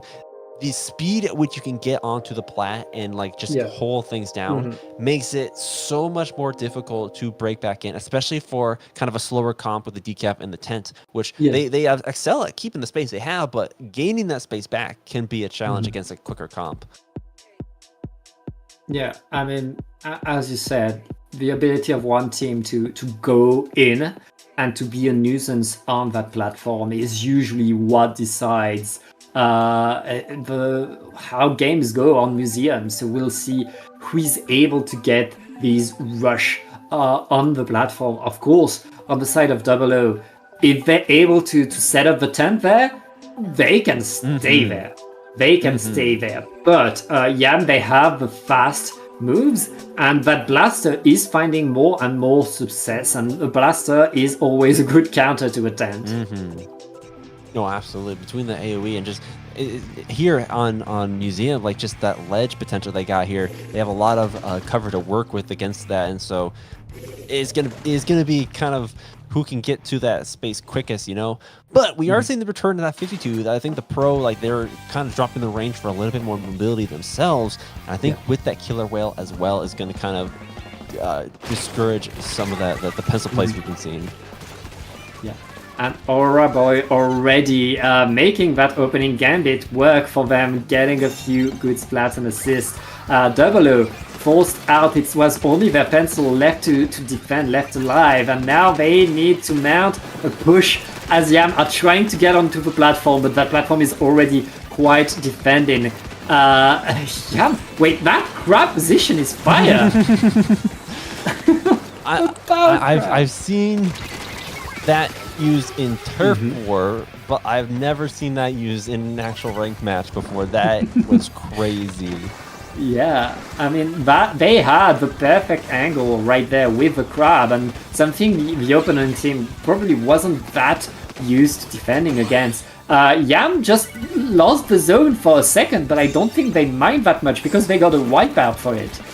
And then now they're in that really lock-heavy position, and the splashdown coming down on top of the 52's head.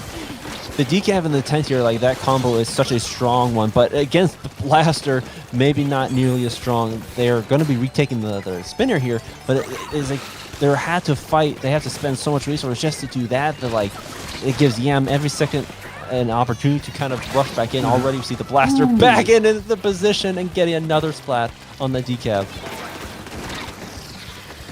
Yeah, right now Yam are simply running, using their momentum to get more and more. They lost 2 players, but it's 2v2. Yam, if they win this 2v2, they win the game. They could get the 2-1 right there. 00 is forced to move in the Gao, doing perfect Gao work, but it's not enough. Oh my goodness! I thought with the splash wall out and everything, I thought for sure they'd be able to at least stop the zone, but just there must not have been enough paint, not enough space. Just the size of the zone played against them in that last couple of seconds. Yeah, very much going fast able to get to rush that KO. That's Yam that won this game. CKK. Yes. And which means Yam are now 1 game away from the grand finals. And I say like, it's not going to be as nearly as like as Barnacle in time, but like we've seen from previous Undertow maps, just like with the good positioning and especially the amount of speed that Yam is bringing to the table, like you let them take too much and they'll just not let you back in. And so I think it's going to be up to 067 once again to kind of keep Yam tempered down so that they can continue to keep that space control that they want to have. And I'm trying to think, like they've been running pencils on both sides from what I can see, but yeah, I think like even so, just the pencil matchup has been really playing into Yam's favor. Yeah, and Yam, they can threaten to bring the elite whenever they want because Becky has that in their arsenal, but they're still bringing the pencil. It's still very much the dominant weapon for a reason. We're not really changing the comps right there. We're reaching that point in the tournament where the plan is set. It's about execution. It's about making it work now. Exactly. We're going to be seeing 2 players down, 1 from each side here. Ooh, and then a follow-up 2v2 situation. 3v. It is a 1v1 here, and neither team been able to cap the zone because of that.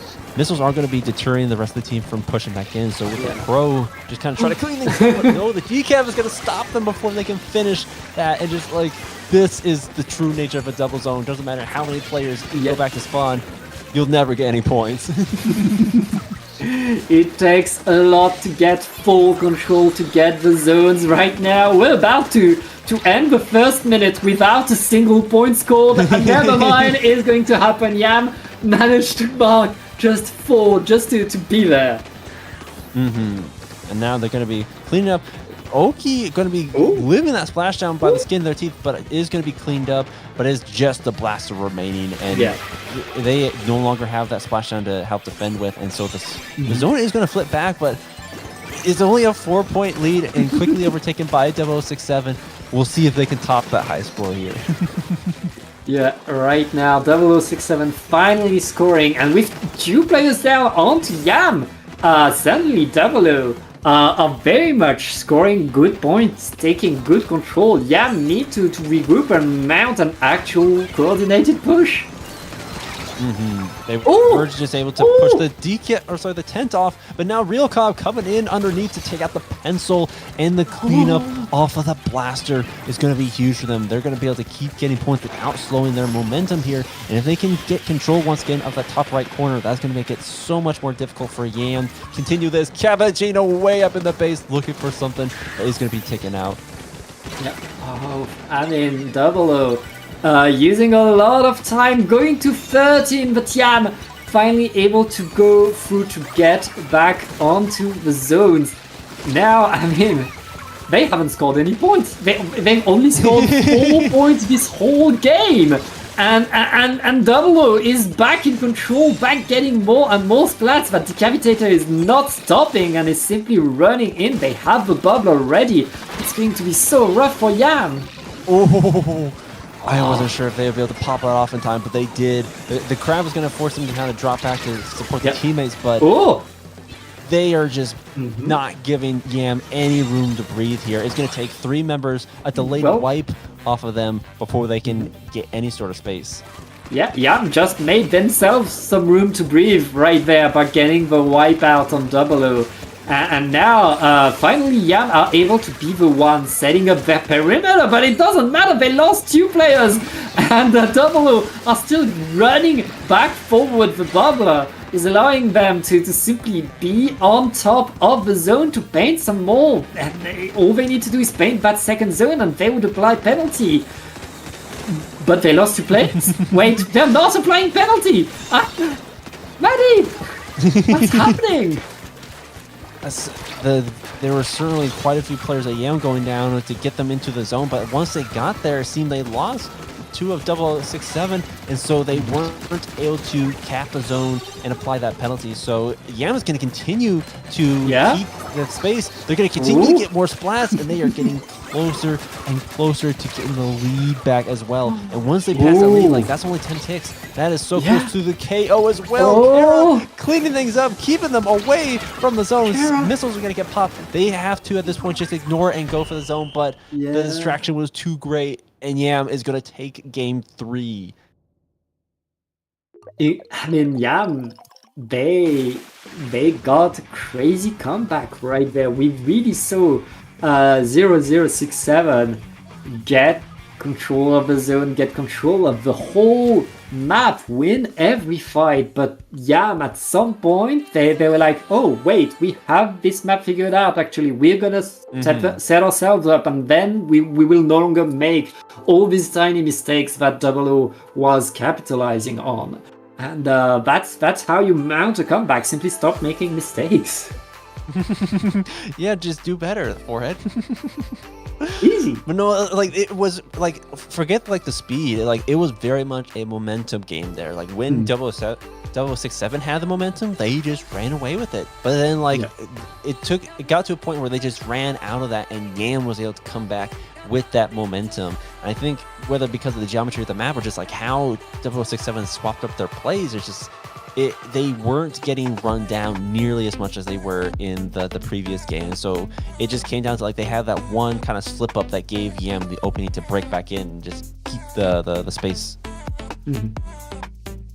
Yeah, that's 3-1 for Yam, and that means, Maddie, that it's time for us to say goodbye. We are about to be replaced by our next set of casters. That's going to be the wonderful, incredible K-Bot and Kader, two absolute monsters on the mic, so I'm sure you'll be entertained. But before we let them do their job, Maddie, do you have something to plug? Well, you can find me in all the usual places. Twitch, Blue Sky, and YouTube at iMadGamerII. But where can the good people find you, my friend? Best way to find me is on Blue Sky. It's written on your screen right now, Padre Autumn. One big thing for me recently, and you can DM me on either Blue Sky or Discord for it, is I now provide coaching for aspiring and expert casters. That's us, that's the commentators. So like if you want to learn or if you want to get better at it, like DM me and we'll set something up, especially if you live in Europe. So yeah, that's it for us. Special thanks to CKK who had to fight their own computer to give us a stream. And thank you so much. Stay tuned for more Triton-Cup action.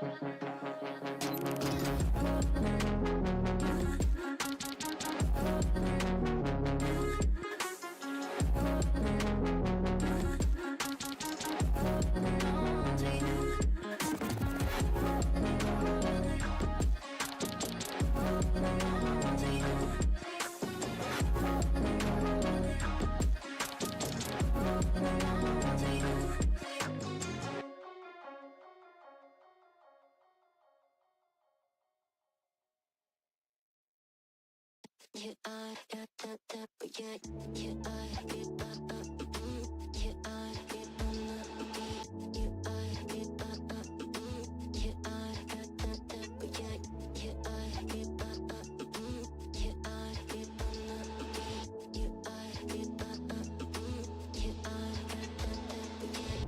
you. I'm used to waiting. Are you? Would you be waiting there too? I'm used to staying. Would you? Would you be waiting? Would you be waiting? Would you be waiting?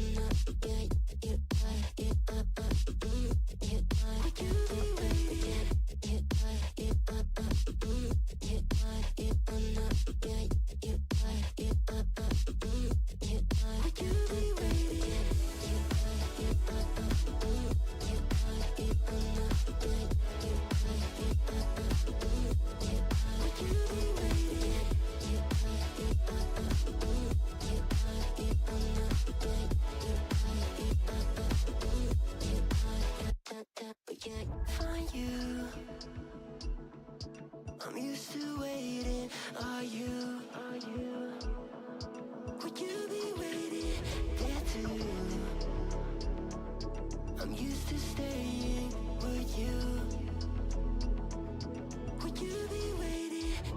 Dopamine when you send pictures. When you send pictures. Can't be waiting.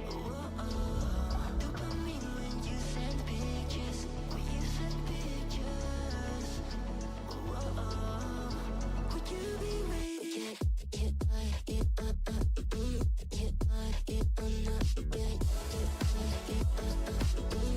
Hello, everybody, and welcome back to Triton-Cup number 118. I am Cater, joined here today by my lovely co-caster, K-Bot. How you feeling? Well, I'm feeling old knowing that there's 118 Triton-Cups that have happened. But other than that, I'm doing just wait great. till you see the just wait till you see the paddling pool numbers. Yeah, right. I remember back when we were doing paddling pool 10. Anyway, I'm doing great. I'm excited to watch some Splatoon today. Good to check in on our folks from across the pond now and again on a solid Friday afternoon over here in the States. Yeah, they put the Americans on the cast, so you all have to deal with us state dwellers here. Looks like we're gonna hop into looking at our maps for this. We've got Buff S-Blast, which no, it doesn't need it, versus Self-Destruct by Origami Angel, which is the full team name, and a great song on the album Gami Gang, which I do recommend. I listened to Bossa Nova Core specifically because I like that song the most, but the whole album's very good. I will take your word for it. I listened to the first, let's see what I paused it, 42 seconds of Self-Destruct right before we went on. And I don't know, has a solid guitar opening riff. It sounds decent. Fine by me. Yeah, I got Origami Angel's got great guitar. No other anything to judge this off of. So, you know, the other thing too with the team name is that it's always confusing whether or not you're going to get, whether it's like one person that came up with a team name and no one else knows the artist, or if like it's actually everybody in the pickup that knows what's going on. Odds are it's probably only like the captain that wrote it down and was like, this sounds good enough for our team name today. Yeah, that's usually what seems to happen in pickups that I'm in anyway. I've joined pickups called Everyone Explode Now, I Eat Drywall, stuff like that. And we just kind of run with it. But anyway, we're going to get right into this first match here. Splat Zones Megabot, we're in losers semis. So that is a best of 3 all zones. Let's take a look at our comps here. That is a Zimmy. Ooh, excited to see that. Ooh, Zinc Mini Splatling Tetra Dualies combination. I'm 52. I'm actually really interested to watch how this works. Because it feels like they can have a lot of aggression, and with the Zinc Mini, it has the ability to actually get set up, protect the zone with that big bubbler down, and even provide more avenues and more, resources for the Tetra Dualies to actually get a lot of work done. So I'm excited to watch this one from Self-Destruct, and they're on the board here early, coming out of the gate swinging. Yeah, absolutely. You can see this Zimmy already getting 2 and using this bubbler here to take this aggressive position on the upper right hand here. Does get taken out by the S-Blast here. Lands that second direct as well. 2 for 1. Very nice there. Yoshel here on this pencil going to try and get set up here, but we're already at 36 and counting for self-destruct. We do see the breakout happening here for buff S-Blast as Jasmine here on the S-Blast is going to drop, get taken out by Mambo though on the Tetris, who finds another, gets taken out by Yoshel on the pen, popping Cooler for one last hurrah at this zone. Here out comes the screen. There is a pick, and hopefully we can see a neutralization of the zone in the last 5 ticks here. We do have the zone neutralized. There is the flip, 3 remaining, and that is a hefty penalty of 74 applied to self-destruct. Hefty penalty, but you'll take it down to 3 whenever you can. Finally, a special comes out in the form of the splatter color screen here from Damage on this Slosher. And hey, gets the job done, right? Forces slowly the enemy team back, allows for the rest of the zone to get taken here in enough paint before the Tetradulies come flying around the corner. And they just continue to do so. Picked off yet again here. And it looks like Self-Destruct isn't finding the injury the same way. We'll see how much longer S-Blast can hold on to, or what special Self-Destruct is looking towards the zone here, because Mambo just keeps on diving. There's another one down. Another one down indeed. We are going to have the whales coming out here from that 52 gal. Tamo here dropping on that Zimmy, getting onto the zone, flipping that very nicely. And that is 3 down on the side of buff S-Blast. We've got multiple down on both sides now. Yoshel here trying to fight off Tama, does get the pick there and able to pop Cooler here as well for their teammates. Has to watch both of these pencils really doing a great job both holding space and getting those picks super aggressively. Jasmine here on the S-Blast unfortunately goes down to the Tetras. That is 1 for 1 there, as we see 2 down currently on the side of Self-Destruct. Still in control of the zone though. Savage here almost having that screen. We might see that come out soon. Yes, there it is. Yeah. There it is, looking towards the right stack, which actually, if buff S-Blast can get set up on that right side on the high ground, that can be huge. But actually, Yoshel's going to get bullied here by Mr. CB. There's the wipeout coming through as the 52 gal picks up 2. Savage will find the trade out, but even still, Self-Destruct here, able to respond. And now with this bubbler set up in a beautiful position, stalls for a moment, and it's going to allow here a decent bit of setup around the zone. Yeah, even with 2 down, Self-Destruct still has good control of this zone. Jumps coming in here to watch out, unfortunately going down. There's the screen as well, making it definitely more difficult for Self-Destruct to keep control of this zone. But even then, the Zimmy is just relentlessly painting, and that zone is still neutralized. Finally flipping to buff S-Blast, but feeling like it took forever. You can see Mr. CB on that Gallus and Mambo. The pair of these weapons is absolutely terrifying. Reef Slider coming out there. An absolute bloodbath here. A lot of picks going out in that right corner. Yeah, fun to see, right? And that's the reality of continuing to take the fight with your teammates. Even if your teammate goes down, if you can pop a special to get in there and try to have some kind of advantage because you now know where your opponents are, that's going to lead, hopefully, to an advantage for your team overall. But Mambo trying to come in is going to once again find a trade. Mr. CB looks like gets at least 1 off the side. IPS going to be able to take care of that one as buff S-Blast seems to still be taking care of business, and IPS picks off a second with this Junior, the Battle Junior, out here in full force. Absolutely, those splat bombs have been putting in a lot of work, and now with this screen going out and the Zimmy down on the side of Self-Destruct, it is now or never, but they lose their pencil as well, and Mr. CB is pushed back, able to get these whales out though, and we still have his zone neutralization, but they're 2 down and gets taken out. That is a lead flip and the KO for buff S-Blast. It feels like any time the action happens, it just happens in the blink of an eye. Especially with the amount of faster-paced weapons that are in play at the moment, right? Things like the Tri-Slosher here for Samage, the Junior from IPS that's going to just continue getting in your face and wants to get in a spot where it can get that big bubbler set up into a very advantageous position. Meanwhile, on the other side, it's Tetradulies, 52 gal, which is not afraid of stepping forward, buying some space for the team, and more. So, like what I see so far, best of 3 here. And the one thing I'd like to call out is I'm really looking for special use. I think both these teams have it in their disposal and in their special compositions to be able to push back into the zone, but they're not finding those opportunities to do it very often. Really, it's only, once after another 30 seconds have gone off the clock, 40 seconds, 50 seconds. It's taking quite some time for that to happen, which is where you see a lot of those very long pushes going down to near zero. So I'm really looking to see working around those specials.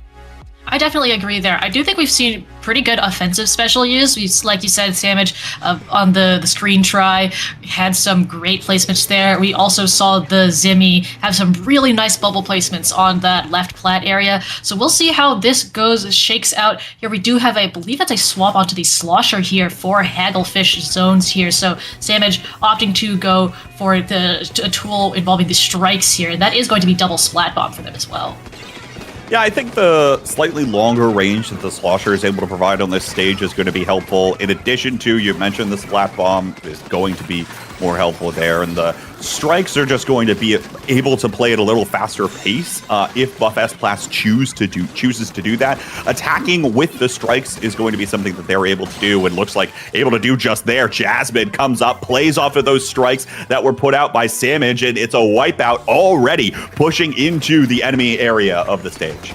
Yeah, you can see Jasmine's all the way on that right side over here. Tama, meanwhile, going to threaten Yoshel here, but very quickly, this canopy here is a very exposed space, so it's a great high space to look at, but can be a risky situation to take here. Mambo on the side, trying to get a flank done as well. Has that Reef Slider too, but Omni just used the main weapon. There is a wipeout in favor of self-destruct, and they are fully in control of this now. Going to use this and push up. I'm excited to see what Mambo has planned with that Reef Slider. You can see him hanging out behind that pillow there, probably waiting for someone to drop, or not. Yes, we see the jump back instead. No, I think trying to use it as an element of surprise here is going to be better because it's really difficult to actually approach up that ramp if you don't have anyone else on your team supporting you. Instead, deciding to turn around here, securing the zone with it as the bubbler goes down. Samage going to get taken down. Traded out is IPS here, and looks like Self-Destruct is going to be able to take the lead just barely before Buff S-Blast, looking likely and poised to take the zone right back.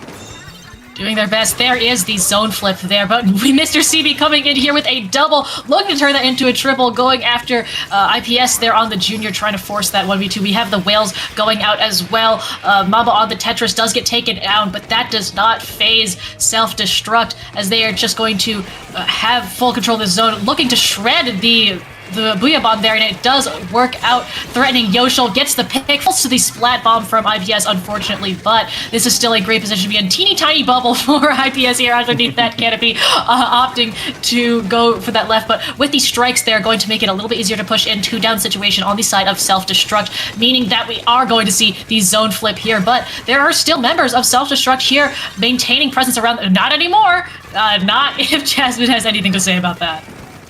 A great job by Jasmine pushing forward. In addition, I think you saw Samage take the right flank, continue to push up alongside that, and taking the fights together is the key to success there. Now we'll see what happens as specials are about to come online. I expect everything to get committed here in just a moment, as Bumbo's already going to pick up one, goes down before the Booyah Bomb can get out, and Samage is actually just going to jump one away, trying to save face here, but here comes Mr. CB once again, trades back and forth on top of the zone, and then with the strikes coming out, Buff S-Blast has come away with this one with a great deal of orange ink in front of the zone and 10 ticks left to go.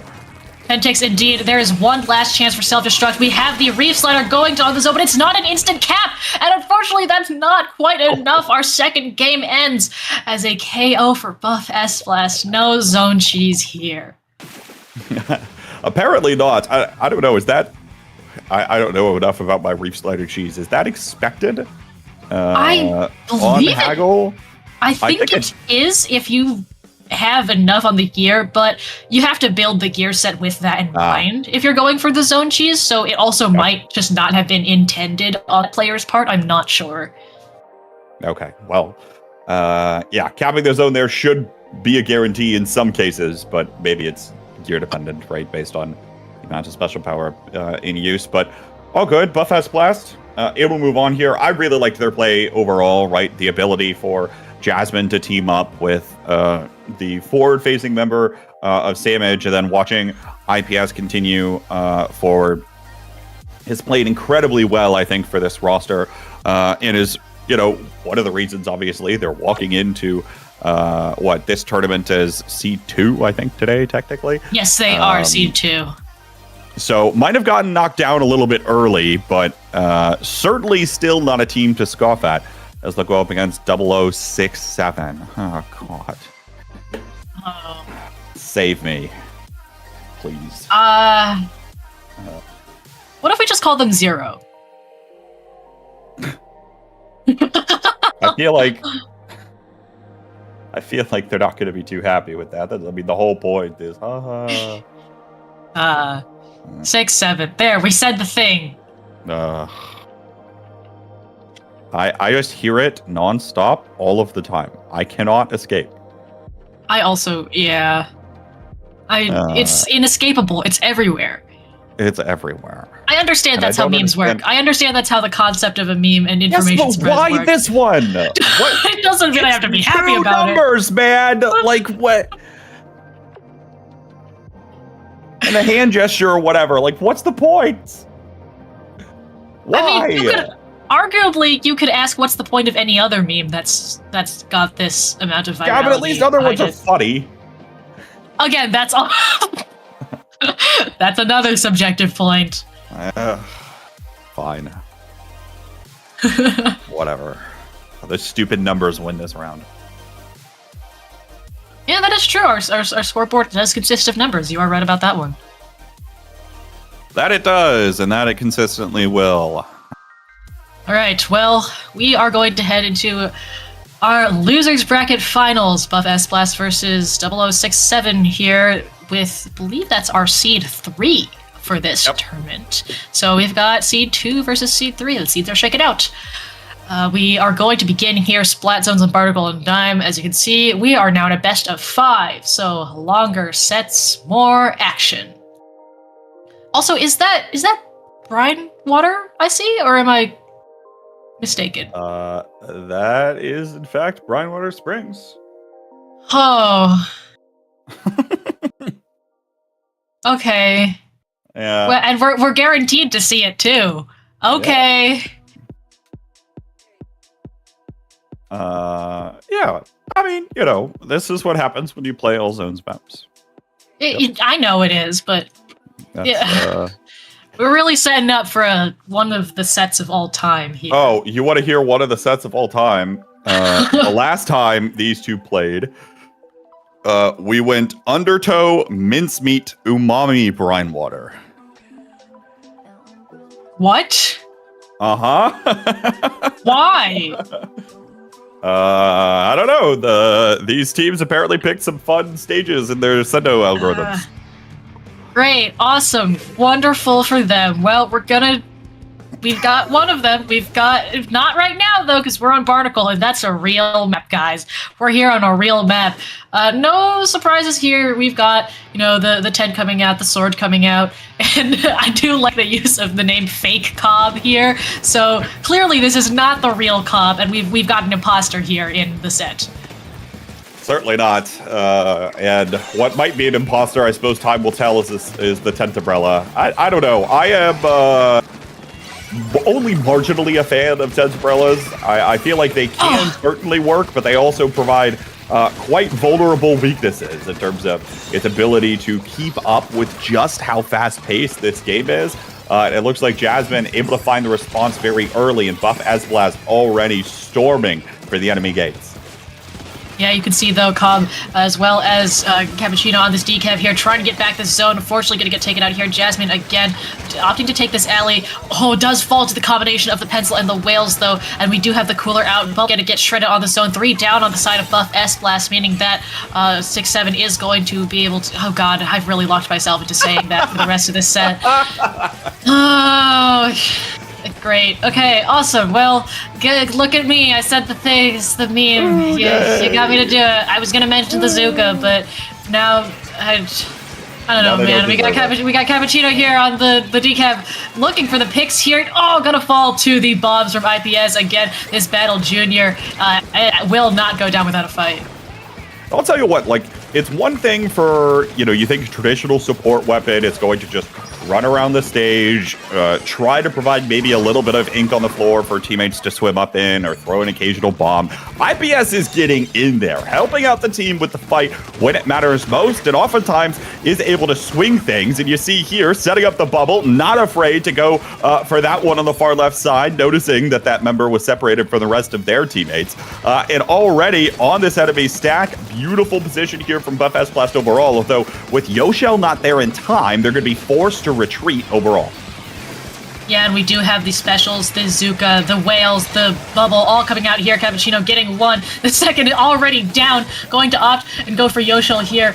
Likely, yes, getting the pick, and that is the Slosher, the last one. You know that. Oh, very, very nice kill streak coming out here from this decaf, and that means that 6-7 is going to be able to get set up here on this stack, looking to pink forward, threatening this court area with the bombs as well. You can see the 10 shell getting sent in from the upper left hand there. Does get shredded relatively quickly though, but it is a distraction. It's a resource sponge. Yoshel here is able to get that pick as well as pop cooler, and we have the strikes as well, meaning if they can survive Cappuccino's bubble and decaf, they are going to go in and dive for this zone. Samage getting this pick as well, and this looks like a zone flip.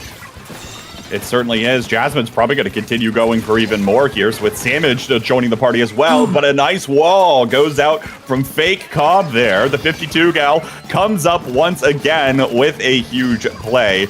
We'll see how this one continues to develop, but without that much space earlier on, it's going to be a little more challenging again for Buff Esplast to really get away with everything they want to do. But here comes Jasmine again, uses the combination of the damage with the burst bomb, and then picks off yet another one with teammates here to back to follow up. Buff Esplast looking to take the lead. Are we sure that S-Blast needs to be buffed, or is it Jasmine that needs to be nerfed here with the amount of plays that we're seeing? Samage there absolutely eating a Zuka shot, saving IPS from that. Cooler goes out as well, and that Junior gonna bubble on the zone to just take up some more time, and no zone flip goes out here. 2 down, 3 down. That is going to be the end of our game in favor of Buff S-Blast. Incredible decision there, putting the bubble on the zone to both prevent paint going down and getting that instant ink refill. Here's the thing. Maybe you make the argument that S-Blast needs buffed on its own, but you know what definitely doesn't need it buffed? The combination between S-Blast and Slosher. There's a reason why these two weapons you often find teaming up in any given environment. It's because the amount of damage that each weapon does is actually very synergistic with one another, where if you get an indirect and a Slosher hit, Slosher hit pairs with just about anything in the game. That's an extra 70 damage. Any indirect is going to be more than 30, most likely. And so when you pair that, including a burst bomb or including some extra splash damage from a errant splat bomb or something, it's an incredibly huge amount of things to dodge all at once. And if only 2 of those things hit you, potentially, you are done for. It's the combination and the consistency that I'm watching between Jasmine and Samage and their ability to continue teaming up as they're able to find ways to approach each of the zones and the fight around, especially where their enemies are getting set up. I am incredibly impressed.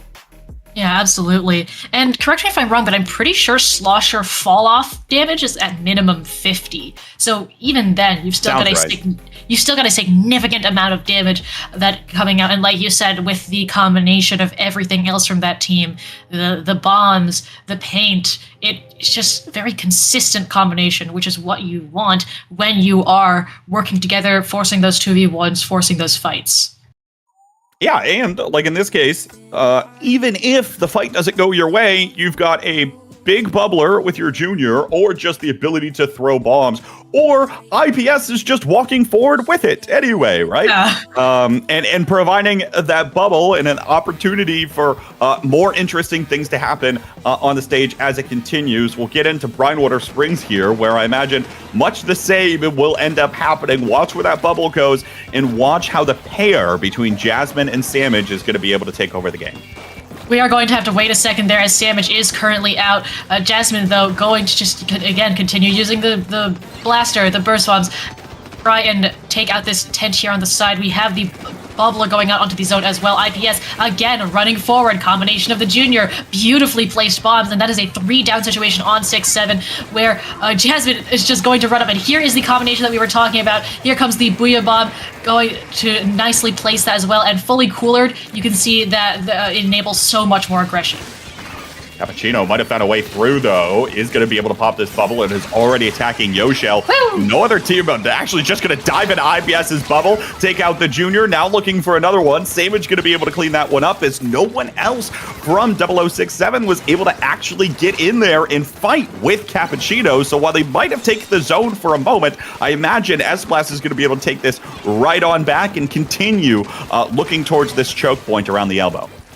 Yeah, doing their best there. We has to reckon with the Zuka is going to take out Jasmine there. Savage opting to jump out of that fight, back up a little bit with IPS here, but with the cooler, they are not done yet. We have these strikes coming down as well. Cappuccino, though, again, diving, getting one pick, going to look for IPS in the bubble here, but that aforementioned bubble is going to make it much more difficult. Opting to jump out from the side of that block there, actually, and has to engage with IPS here again on the side, but there is the combination of all of that damage. The S-Blast and the burst spawn there taking them out. There's just so much that you have to try to run away from. You know, you're trying to dodge all of the lasers as you maneuver yourself through this tight corridor of a room. That's what it feels like right now. If you are Cappuccino, just because of how much you have to dodge that is coming out of this buff S-Blast roster. Meanwhile, finally, some of the teammates are starting to charge on forward, but again, immediately responded to. The strikes come out, the collapse is made, and they're already rushing up towards the enemy side of the stage. Good God. Yeah, it's just, again, blink of an eye. You were talking about how the action of these happened so quickly. Oh, unfortunately, Tent getting taken out there. Jasmine here. Oh, beautiful direct on the pencil. That is 3 down with the shot being the only one remaining for 0067 here as IPS and Jasmine come to go look up beyond this elbow and look up to this ramp here. Cappuccino following the shield, looking for something, gets the pick on Savage. Not able to get anything else after that, though. And we are heading into 21 and counting for buff S-Blast as we do have fights on the zone, but it is the zone neutralized, but not going to go. She had Fate Cop absolutely doing their best to get something, but the Bubbler going to prevent them from getting that pick on IPS. And now Bubbler out with just a couple ticks left to go here. It's buff S-Blast running away with this one. The Tentarella tries to come in at the very end, but it's just too little, too late. Buff S-Blast, quick 2-0 up now in the lower finals series. Now, again, when these two teams met in the winners semis series, it was 3-1 in favor of 0067. So I don't know if this pickup of buff S-Blast has figured out actually how to harness the power of the S-Blast, likely using, right, we've seen, we saw Savage was going over for the Tri-Slosher option earlier, now instead is continuing to stick with the Vanilla Slosher, and there's a reason why everybody else plays this combination, right? The same duo that we've been talking about for so far. And the Ashen just doesn't necessarily have that same potential with its weaker damage numbers on its primary shot. And so without that, continuing to have that extra range, the extra pressure, and the extra damage coming in from the Vanilla Slosher certainly is what is going to help out here. I wonder if that's what's been figured out from this buff S-Blast roster, and we'll see whether or not 0067 has a response on Umami, but as I might recall, it was buff S-Blast in the last series that took Umami Ruins. So this could be looking like it's a 3-0. It could be with the combination of the map and the momentum that we're seeing with that comp change here. Of course, we have seen great moments from 0067, and I do wonder if they'll bring out any changes here. I don't think so this late in the tournament, this late in the set, but we saw the effects of that switch to V-Slosh. I do wonder if there's a similar trick up their sleeve. It's so challenging when you get swarmed as the Tentarella, right? Yeah. What are you supposed to do? The point of the Tentarella is to be able to escort your teammates in, slowly buy that space for them and around them, and pairing it with the decav, and Cappuccino is just running all over, looking for all sorts of different flank angles and things, but oftentimes just doesn't quite have that support because the area of effect of the main weapon of the Tentarella, the actual, blast shot itself, is not really able to team up in the same way that you might expect with this decav. So we'll see What happens here? I'm not expecting a lot in terms of adaptations. No, not a lot, but do see this 96 deco, which I do happen to like for that same reason. Build up the space with a 10 umbrella, and that long range of the 96 with extra stalling potential of the Kraken could make a difference. Yeah, this comp is getting kind of close to what our team plays, actually. We do play the combination of the 10 and 96 deco. We'll see how that shakes out for them. As Savage here getting a very quick double and immediately just going to open the door wide for Buff S-Blast to come in. Yoshel here with the very forward positioning here. The cooler, the bubble, everything is set up for Buff S-Blast right now. One thing you notice about really good Sniper Rider 5H players is they're just unabashed stepping forward and not being afraid to just step up and take the shot. Yoshel was like there was only one person in front of them. The other two teammates were still behind him. He was not afraid to step up there, especially knowing that the bubbler was going down, and it's caused a great opening here for Buff S-Blast early to continue wreaking havoc. Looks like 0067 is going to push in. We'll see whether or not they can cap both zones, but even still, Buff S-Blast doing a great job of playing their lives right now. The bubbler goes down. They're maintaining hold of their near zone, and slowly they're getting picked off. Yeah, 2 down there. Though Fake Cop does come in and get that pick there. The extra range of the 96 definitely doing its job. Has the Kraken at the ready, and that is zone flip for 0067. So they are now on the board, taking control of this top mid. They do have to reckon with the with Buff S-Blast, who are slowly but surely making their way in. Has the cooler. IPS has that bubble as well. You know that is going to be a huge tool pot on this zone here. Narrowly avoids the Kraken somehow, and IPS is just left to their own devices in mid. Yeah, that Kraken interestingly going for someone who they assume to be a larger target, but it allows the bubbler to just sit there alone, and IPS is sitting there even still. Looks like is going to get taken care of, but now the Booyah Bomb comes out. Zuka from the other side, quickly targeted by the members of Buff S-Blast with a little bit of extra range that S-Blast does have. It looks like struggling to actually find continued presence and momentum. Now with the cooler coming out, I imagine that's going to start changing, and the strikes come out as well. But even still, Buff S-Blast not moving forward too quickly, continuing to slowly chip them away with some of their damage combos, and it looks like it's successful. 2 down now for 0067, and Buff S-Blast maybe has an opportunity. Oh, we will see how that opportunity is with Cappuccino getting the double here on the zone, and that Kraken getting popped from Fake Cobb here, chasing down IPS, but unfortunately not able to get it because of the duration running out. Still has those walls, still a great position here on mid. They do have to watch out for that bubbler at the ready from IPS, and we're likely going to see the strikes coming out soon. Yes, there they are. There's the bubbler, and all of that means... Even with that, actually, though, 2 down on the side of Buff S-Blast, this means they have to make a quick retreat, and that is still zones in control of 0067, holding strong.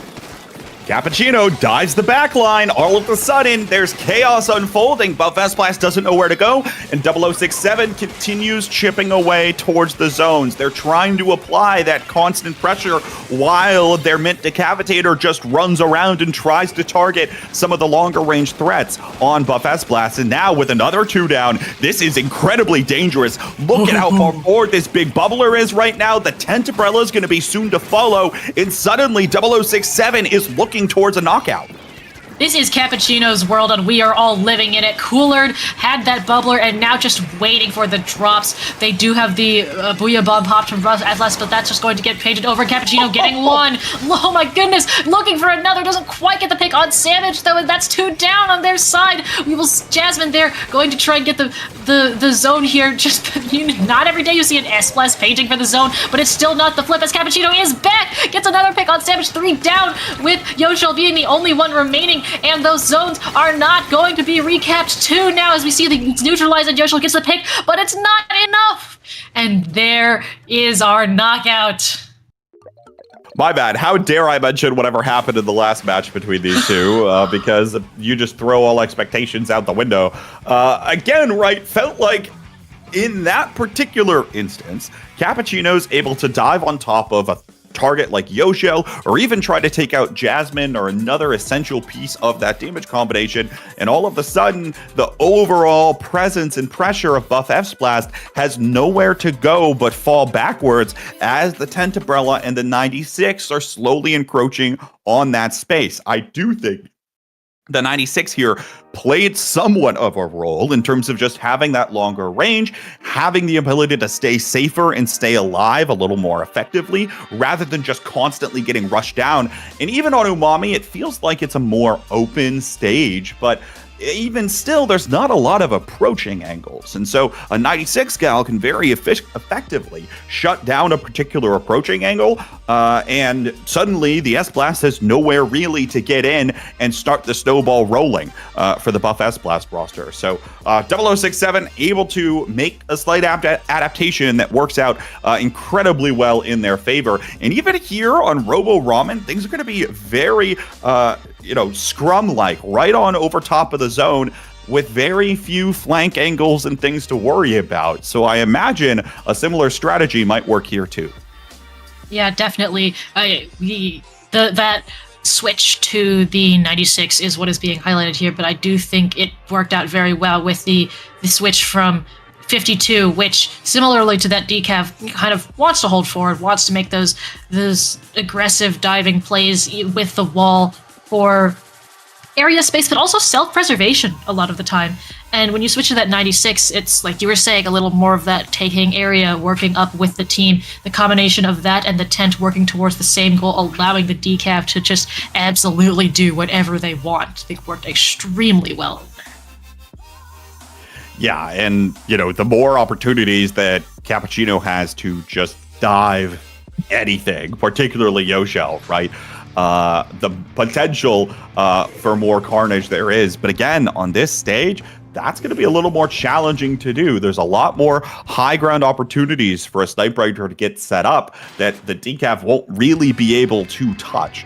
And so I'm interested to see how that dynamic continues to play. Meanwhile, Vanilla Mini Splatling comes out here with an Ultra Stamp for 0067. You can definitely fare the Ultra Stamp here. You've got a lot of snipe potential, as well as just running amok on that zone itself. 3 down very quickly here on the side of 0067. That is a delayed wipe situation, as you can see. The pencil here left to kind of take this upper right-hand corner, building up cooler as well. That is special, as well as the stamp going to come out here. Oh, I think falls to the bubble, though, so not quite as effective as it wants to be. And though the pencil goes down, we've got the strikes of this choke point, very difficult to work through. We do have the Vanilla Mini, though, breaking through. 1 down on both sides. They are going to get taken out. Fry Jasmine here just vibing on this S-Blast, really, using everything they have, and the screen coming out, though, on the zone. But even then, that zone has not flipped. Hasn't flipped yet because they're not able to effectively follow it up. And that's one of the challenges here, right? With a little bit of the range that buff S-Blast has, this potent combination of the S-Blast plus the Vanilla Slosher just makes it so incredibly challenging to actually find an approach, actually find a fight that's going to end up working. And Jasmine comes away with 3 in the enemy big bubble, looking for the final one. Cobb's going to be able to take down Jasmine and maybe save the game here, actually, for a moment. 3 down now. No, it's too little, too late. Buff S-Blast are going to go on and advance into the grand final. Man, what an attempt to save that game by Cobb. So close. Unfortunately, not quite making it. And yes, like you said, we are going to see Buff S-Blast in those finals. Oh man, what a set. Yeah, no kidding. Excellent work to play. Honestly, I am a little surprised at the full-on adaptation away from the Tentabrella on Robo Ramen. I feel like as I was kind of talking about, on Robo Ramen, you basically just draw a straight line over top of the zone, and that connects where most of the action's going to end up taking place, right? Yeah. And so it feels like in a lot of cases, the Tentabrella could have helped escort that. You pair that with the 96, but maybe a little bit of stage unfamiliarity or something of the sort might have prevented that, and thought about the switch away. I don't mind, I think, the idea in a vacuum, but I am shocked that the strategy was completely changed there for Game 4.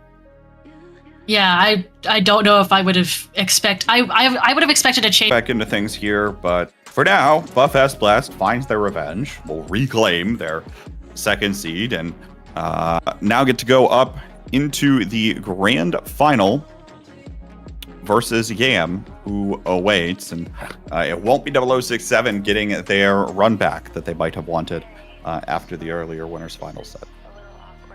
It won't be indeed. I believe we will be taking a short break before that grand finals, just so that we can get everything set up. So stay tuned, guys. We'll be back in just a couple of minutes.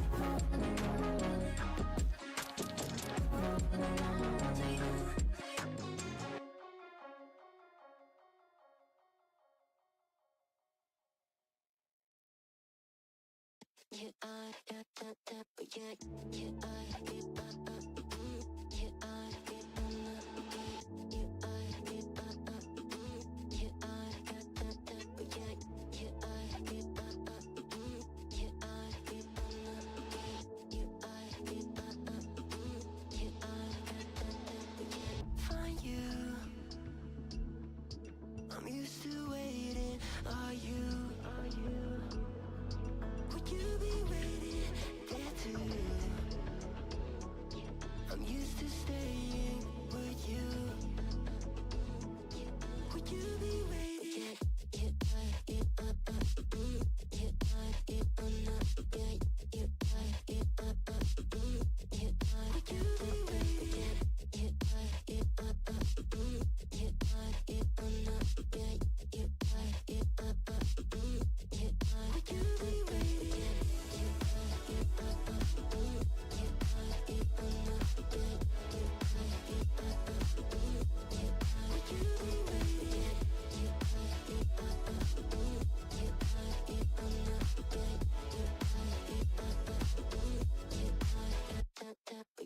Find you. I'm used to waiting. Are you? Would you be waiting there too? I'm used to staying. Would you? Would you be waiting? Dopamine when you send pictures. When you send pictures. Can't be waiting. Dopamine when you send pictures. When you send pictures. Would you be waiting?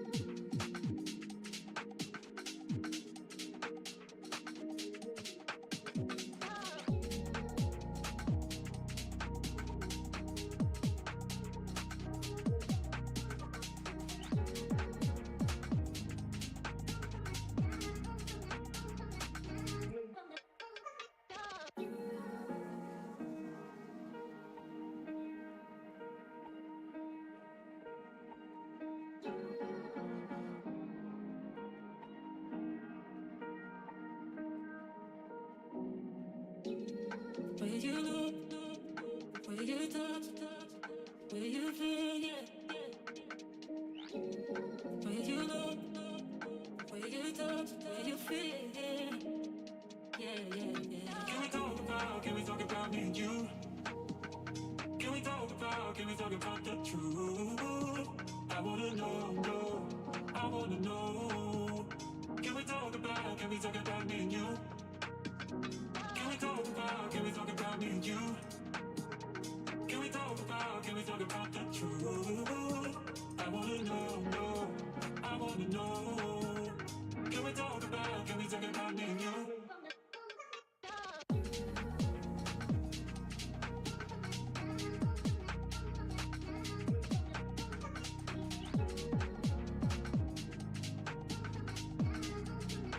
And welcome back, everybody, to Triton-Cup 118. We are now entering grand finals to crown the 118th winner of a Triton-Cup. Citation needed. I hope there's been 118 winners. There might have been more tournaments than not as many winners. There's probably repeat winners, if I had to guess. Well, yes, but they would still be the 118th winner. Yes, that is true. In Okay, fact, well, I'm semantics sure there are aside, repeat winners here. Well, yeah. Semantics aside, we're going to hop right into our grand finals match. If you have just joined us, I'm Kater, this is K-Bot, and we are looking at Yam versus Buff S-Blast here. Buff S-Blast, who we just saw win against 0067 in our losers finals match. Now we are here on Mahi Mahi Zones. And GAM is a team I'm really excited to watch play because every single one of the players on this roster is known for taking incredibly aggressive positions. Now, the unfortunate part is you cannot take aggressive positions when you are nearly wiped out at the beginning of the game, which is exactly what Buff S-Blast has done, just as they've been doing to their previous two opponents, running at them, continuing to throw all of these different hitboxes forward, and it's just impossible, it feels like, to actually get around. Jasmine jumping back to safety here as well, and then still able to come away with the shot, taking down one, looking towards Kara, is going to get taken down for the trouble, and now the 3-down situation, but already opening push down to 43 with this first one. Yeah, or boy on the S-Blast completely ignoring zone and opting to just beam Yoshel instead, which is completely fair. The S-Blast ditto here definitely going to be fun to watch. They do get taken out there. We've got the strikes onto zone as IPS actually on this zap now. So no more Battle Junior, which is, or no, wait, am I right about that? No. Yeah, I feel like you're I right missed. about Yes, that. I am. Okay, cool. I thought I was hallucinating for a second. Unfortunate Booyah Bomb there. We've got the Wavebreaker out as well. But yeah, no more Battle Junior. Very interesting change there, especially with how effective it's definitely been in these past couple sets that we've been watching Buff S-Blast for. Yeah, I didn't even really notice it at first, but it does make sense here. I think they could be thinking that there's a chance that Bake was going E-Leader, and I imagine Yoshel didn't want to be thinking about being the pencil in versus the E-Leader. So they probably made that adaptation first, especially on a pretty tight quarters map such as Mahi Mahi Resort. It's very easy to, start getting locked out by a leader if it gets up into a fantastic position. And that's kind of what we're starting to see an attempt of here. Buff S-Blast going to take control of the zone and maybe start thinking about going forward. Jasmine working their way up on this right side and starting to see the rest of the setup here. We'll see if it's able to be enough as they're about to take back the lead. We'll have to see if the defenses can hold on and prevent Yam from fully getting in. There is the lead swap there, and we're going to see Aura Boy has that Booyah Bomb, opting to throw that all the way back in that corner there. Meanwhile, Roman coming out here has the crab as well. That is zone flip for Yam, and we are likely going to see the crab from this high ground or not. Okay. We can see a low ground crab too as well. Not exactly what I was expecting, and unfortunately does get taken out there. Jasmine here with the Booyah Bomb at the ready, opting to run up here. Gets the trade out there on Bake, actually. Bake, not afraid of, has seen many S-Blasts start running at them before, and will be able to at least find the trade out. in going down. We'll see what Oroboy can actually do. Starting to go forward. There's one, there's two all of this sudden. Immediately turning the tide of battle and already stepping forward into the plat. Maybe he has to be careful here, but actually Kara steps forward as well. And this team up here could be huge amounts of pressure. Bake, though, very far behind. The Crab Tank out as well, but it's not able to get much of anything as the Swarm from Buff S-Blast comes right on back on top of them. The Swarm indeed. Savage here trying to get something out on Bake, who double steps every pick, does go down eventually. Oroboy there getting double teamed on the zone. Kara down as well. IPS absolutely vibing on this zap. The weapon may have changed, but the play style is not. Bake here, a little bit on the back of this plat area, trying to look for something here. We do have 3 specials there as well on the side of Buff S-Blast. Those strikes. S-Blast does go down. We've got the Booyah on the zone, but it gets quickly painted over. Cooler and Wavebreaker out. Oroboy on the side here trying to get something done. The zone gets neutralized. Roman on that Crab is painting as they can, and there is 2 down on the side, but the Booyah Bomb comes in and paints that zone. Yoshel there just tap-shotting the zone on that E-Leader, and Bake doing the same, but it's not quite going to be enough. There is our first match. Well done there. I think it was the sacrifice for the double towards the very end out of Buff S-Blast that actually nets them the game overall. And hey, again, right, like, I'm talking about it so much, but the way that the combination in this composition is being piloted by Buff S-Blast means that they are just able to, or they're continuing to just run forward. Like, this is the hold forward kind of play style. They're not afraid. They're just going to keep pushing in.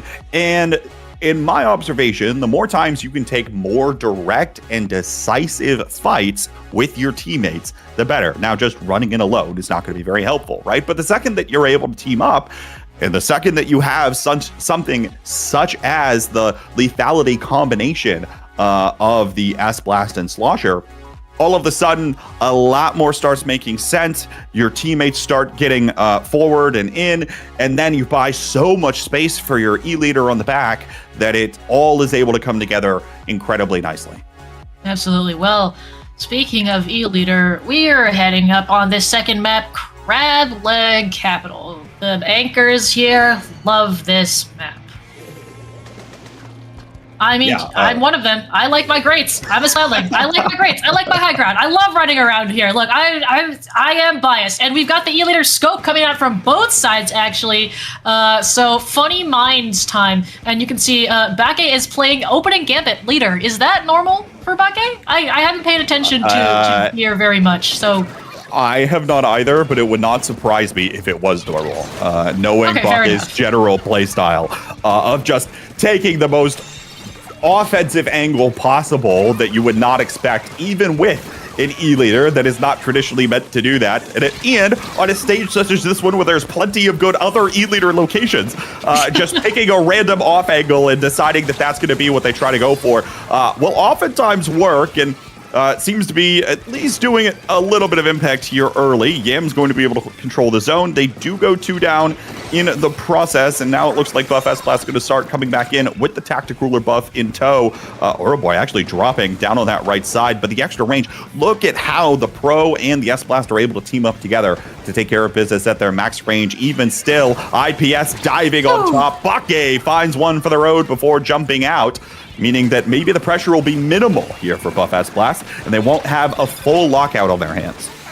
S-Blast Ditto going on here. Jasmine opting to stop that with the Booyah. Goes down right after, though, and Oroboy almost to a Booyah of their own. Gets taken out, though, by that leader shot. Not quite able to get the direct that they were likely looking for. Yoshel and Bake kind of just trading laser shots at each other as happens here on Crab, like when you've got the Ditto here. Meanwhile, we've got the missiles coming out for Buff S-Blast, but S-Blast trade going out there as well, and Bake is just on the ground here looking for those angles like we talked about before. Here is the Greats. That's a great place. That's a great place for a leader to be, but Savage here is going to drop on the zone, find that trade. So many trades going out right now, and 3 down situations momentarily on both sides, so IPS and Kara are kind of just circling each other on the zone here.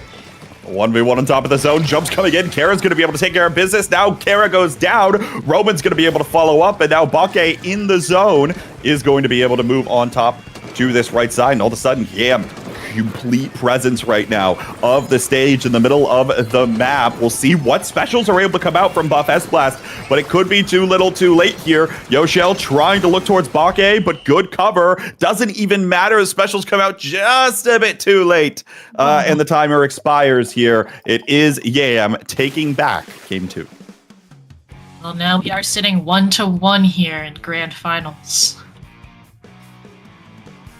Oh man, how about a crab leg map? I was gonna say, I did expect the double leaders. Is there a reason they both pulled out scope? I don't keep track of leader versus leader scope a lot. So is that a personal preference, do you think? I'm not too terribly sure. I mean, honestly, I'm surprised that Bake of all people would have picked a scope. But if I had to guess, it's probably something to do with a little bit of extra range that it's given on this particular stage. I think probably on Crab Leg, where you have a lot of that high ground anyway, like we were talking about, the extra poke you're able to do with the, slight extend of the range is probably helpful for whatever reason. I was thinking that might be the case as well. I imagine that's probably the reason if I had to guess.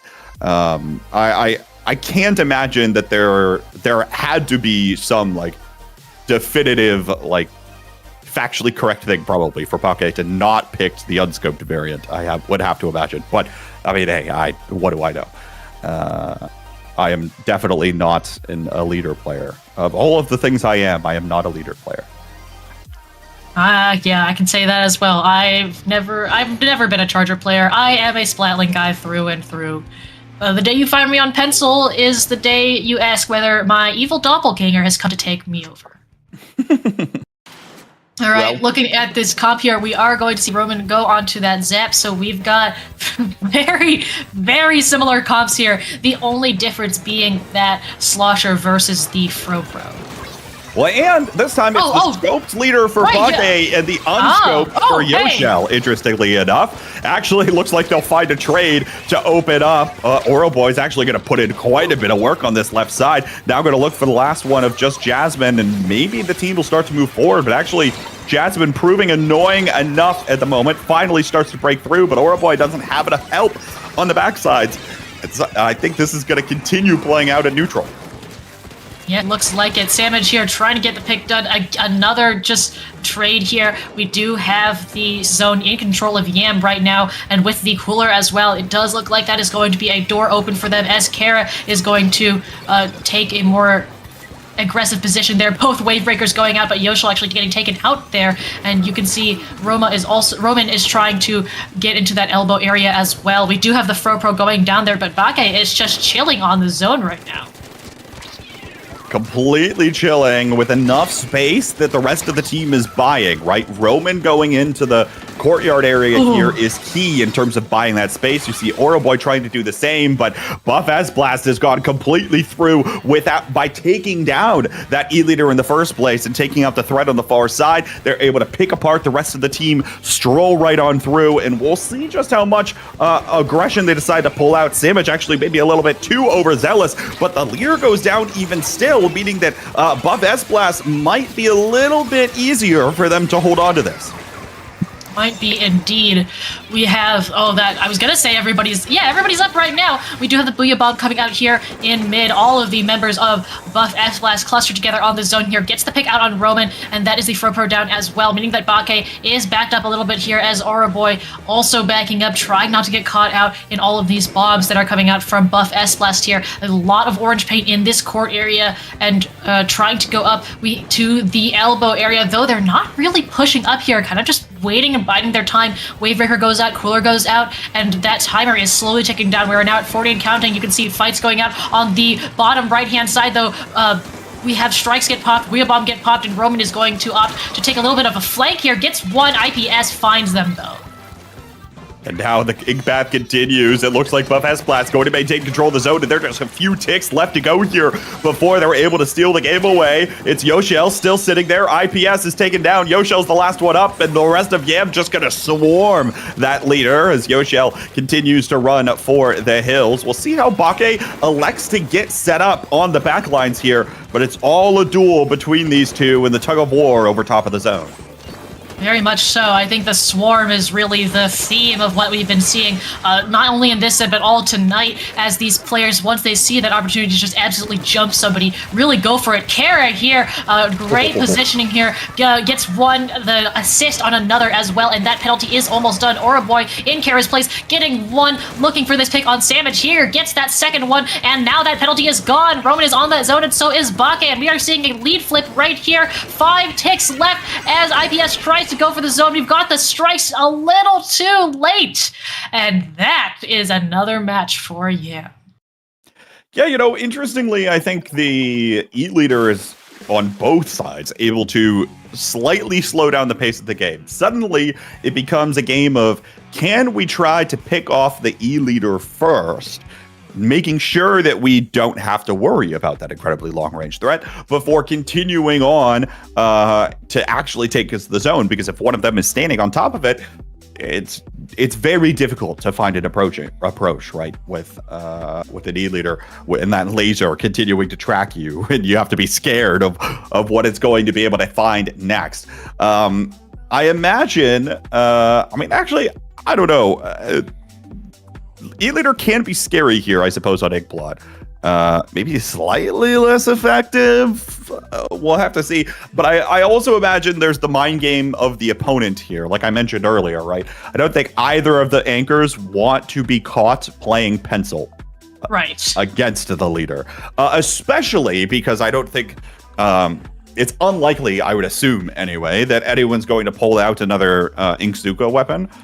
So with that in mind, I imagine that you're probably going to see the E-leaders getting stuck with, regardless, for the rest of however many games we end up playing. Could be the end of the tournament in the next one here on Inkblot. It could be indeed, yeah. I don't expect switch off for either of them to switch off that E-leader either. It's just kind of the game of chicken at this point. The first one to break off of the leader just kind of gets, sniped. And that's not a place you want to be in. Let's take a look at our comps. Ooh, switch off the S-Blast there. And looks like it remains the same. So that's our one comp switch there. Jasmine on buff S-Blast, opting to switch off the S-Blast nonetheless. So they lose their namesake. Interesting. I feel like this might be an adaptation based on the special or something of the sort, right? With the Kraken, again, able to sit there, protect the E-leader and try to peel away potential targets for the E-leader, buy it some extra space in a panic situation, could be a little bit easier rather than trying to use the Booyah Bomb in an effort to really push on to Plat. I imagine you're not going to see a lot of that. Savage looks like attempting to do a little bit here of just harassing in general, but you'll also notice not heavily overcommitting for the opponent's side of this stage, instead opting to stay more back, more reserved, and I think that's going to be an adaptation in the playstyle, a little bit of respect given towards the leader, and tools provided to just be able to extend a potential hold. Definitely, I completely agree with that. We've got the strikes coming out here. Boy just watching and waiting from the top bats there. Yam doing their best to try to look for something. Before the Booyah Bomb can come out, Boy does get taken out, and there is the Fro down as well. Roman a bit caught out on their own on the side there. Boy able to jump back and Cooler with that, and going to opt to, on the zone, throw that, gets the pick as well, going for Yoshel, but gets taken out themselves, and that's 2 down on the side of Yam. I don't think we're going to see a zone flip here, especially with IPS coming in to clean up for the rest of that paint, with Baki the only one alive and getting taken out there. We just got the celebratory Kraken at the end, hopping back and forth. And now, well, guess what? We're 2-2. We're 2-2. Could be the end of the tournament. Up next could be a whole another match. I think the interesting adaptation from buff S-Blast of ditching the S-Blast. I think, I don't know if it was quite the weapon composition change that really made the difference in that one. I think it was the playstyle and mentality change. They elected, we are going to try to buy as much space for Yoshel as possible, but we're also not going to be overzealous in doing so. We can let Yoshel challenge and contest the opponent's plat, or that kind of area right in front of the zone where they are able to drop on top of it. We're going to let Yoshel contest that while we swarm around underneath. and pick off anyone that could be attempting to drop down or approach that Yoshel can't quite get, instead of opting themselves to push up to the upper left side or push up underneath their tree or whatever the case is. They're now going to be able to just keep the space all together, and the overall mentality and unity in doing so, I think, is really what netted Buff Esplast the victory. Yeah, definitely. Oh man, I think we definitely saw that in the way that they were playing as well. Just when you have a 100 toe like that, not really much else you can say that was working out for them. Now again, right, you go back to the drawing board. Where's the adaptation? Is there going to be an adaptation? Looks like going to stick with the same similar strategy here, and nope, competition is going to stay exactly the same, sticking with the Frozen Splattershot Pro and the 10 missiles that come out, likely trying to target Yoshel on that, but interestingly not running special power up on those, or not special power up, special charge up rather, on any of the main gear abilities. We'll see how often Kara can get that and really try to contest this threatening E-Leader presence. Yeah, Auraboy not able to get what they wanted there on the picks, but that's okay because they're back fast. Bake opting to jump out here, and we did have a momentary 2 down on the side of Buff Esplast. They are making their way back, and Auraboy getting obliterated by that shot from Yoshel there. E-Leader doing what E-Leader does best. Both wave breakers out right now, and actually, looks like we've got a couple of picks coming out here. IPS popping that cooler 2 down on Buff Esplast right now, though, so having to bide their time just a little bit. Don't want to run into that completely blue zone too early, but you can see they're poking. They're trying to get that space, trying to get Kara there a little bit isolated there, and now Bake is getting pushed back by the blaster, having to come back.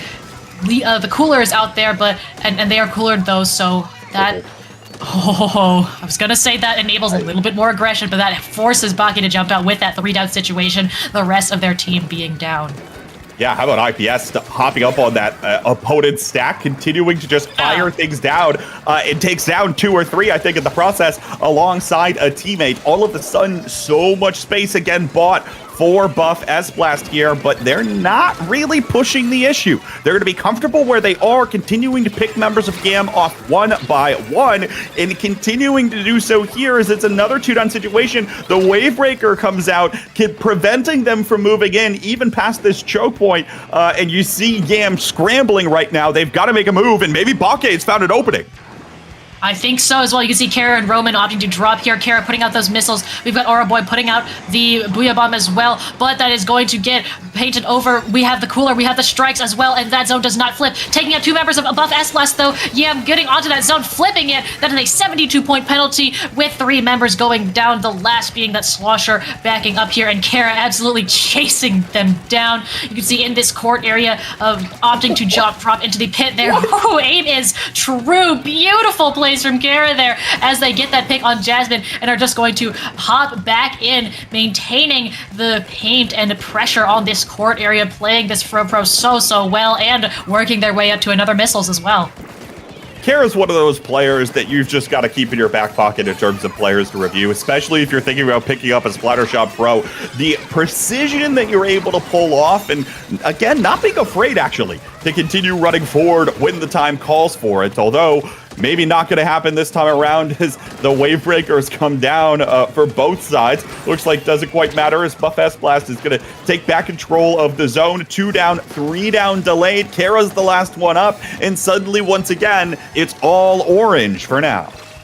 For now, we do have that penalty of 30 and counting. A little bit of time for Yam to get this breakout and get back in. Bake looking for these picks there, has that Wave Breaker. The members of Buff Esplast are cooler, though. The Wave Breaker providing vital information. We have the jump out as well, but that penalty is almost done. Bake finds something on Yoshel, though, and it is now or never as Roman goes in to paint that zone. Kara gets taken out, though. Jasmine gets the pick as well, and that is going to be a bracket reset, everybody. We're going to another one. Well done to Buff Esplast coming away with victory there. The adaptation I think Bake was trying to make was knowing that Yoshel is the center of attention here. Protecting the president is all that Buff Esplast is trying to do. trying to go for Yoshel, and that was the case in those last two fights. Bake was able to find the pick against the opponent's E-leader, but the rest of the team from Buff S Plus there at the very end of the game is able to collapse on their opponents as they try to push out from a very tight corner on that ramp as they're rushing into the zone at the very end of the game with seconds left on the clock. Sometimes it's a scramble play they just have to try to go for, and when you're just trying to go for the play at all costs and go straight for the zone, it is that much more challenging to come away with it altogether and not get clumped up and easily pressured, shot at from multiple angles. Buff S Blast closing out that one, sending us to another series. We're going back to Mahi again, starting on it. Or no, we're not. Are we? Oh, no. Are we? Are we actually? No, according to Sendo, not. I think. Yeah, we're waiting for those maps to get updated. It's okay. We are going to Museum. So it's spinner time, everybody. There's our... hang on, is that... no, there you go. It's Pride Water and Umami Ruins again. Well, those E-leaders are gonna be happy? Maybe? Theoretically? Theoretically, it's nice when you play leader, but then the other person's playing leader, and it's just, you got double leader, and then you have to deal with that. Okay, cool. We're on Museum, guys. Congrats. We're playing Museum. Look at that. Both leaders are playing Respawn Punisher, and Bake's got opening Gambit Respawn Punisher, which is usually something that you're like, oh, would it be funny if I ran that on Sploosh? By the way, you can see Jasmine's going for that flank, dropped all the way on that side there, and what is happening? Bake drops right, completely trying, once again, going for the off angle, going for the opening gambit. Exactly what happens. The rest of this Yam team is able to continue scrambling together, to attack specific targets, and they're going to get an opening push together here. Yes, they are. You can see Jasmine, though, trying their best to get something done. That first push not exactly working out. Sandwich there, getting that pick there. Roman also getting taken out. That's 3 down, with Bake being the only one remaining here. And now Yoshel is able to get, or hopefully able to get set up on that spinner. Has to reckon with whatever is getting thrown at them as well. There he is, Bake going down there. And you can see the members are kind of just really camping these ledges and kind of just frothing for somebody to jump and saying, these are not really shark infested, but these are ledge camp infested waters here. With that wave breaker on the Plaswell, it is going to make it much more difficult to get up there. Jasmine getting a nice pick there on Kara. This blaster just, you can't do anything. There goes Aura Boy. You can't do anything on these ledges when Jasmine's underneath them.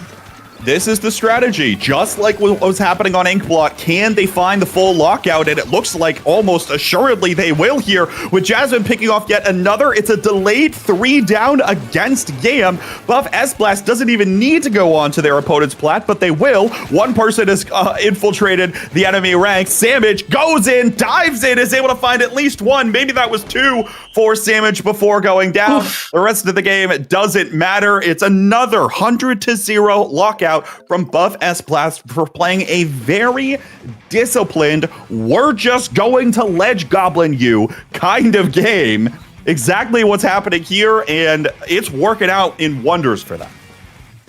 Yes, sometimes play lame, win game is the name of that. I don't know if ledge camp is necessarily play lame, but it is definitely, you're waiting. You're just saying, I know that you have to be in this position to get anything done. You have to come to this ledge. And when you do, I'm going to shoot you. Yeah. But again, right, they don't need to go any further because they have the E-leader. The E-leader's job is to actually shoot up towards your opponent's side of the stage, to shoot up around the spinner. And that's why you'll notice that a lot of the members were actually trying to work their way from their perspective left around the backside of their own spinner. Meanwhile, there's another thing shooting at you from that angle, and it's Jasmine's range blaster, right? You have no safe option as you're trying to approach unless you break in with the special and unless you try to find a target against the E-leader first. We'll see whether or not that's able to happen. Brinewater here, I don't know, maybe a little bit easier to do that, especially because the E-leader is going to be trying to shoot upwards. We'll see how this one comes together, though. Absolutely love Yoshel and Bake immediately shooting at each other in the exact same position. The first 2 lines of paint just being put down right over top of one another. We've got pretty quick fix there. Looks like one of the leaders is going to go down. IPS here absolutely diving the jumps that they know are coming. Gets one, gets two, looking for the... Those jumps all from Yam, all clumped up in that one position. And now Samage and Jasmine are just going to chill here. We've got the strikes on the way for the members of Yam coming down this ramp. Have to be aware of that. And Samage is staying just clear of Bake's laser. Just backing up a little bit, staying alive. There's the wave breaker, there's the strikes, all of this coming out. Meanwhile, Yoshel is still on that zone. Jasmine there in the pit. Might be doing a little bit more ledge funny things. Samage does get taken out though. Yeah, not quite enough, I think, on that far right side. 2 down now for Buff S Blast, and the stronghold has collapsed. Yoshel is backed out away. Actually, they take back control of the zone somehow here because IPS is still standing on top of it. Okay, finally, the zone is going to end up flipping here, and it is Yam that's able to take it. But they start diving on top of the zone, and they're met with an equal match in their opponents right now. It just trades back and forth. Buff S Blast now, I think, got away with actually a 3 for 2 there or something of the sort. They take back control of the zone, and Yam still has to go back to the drawing board.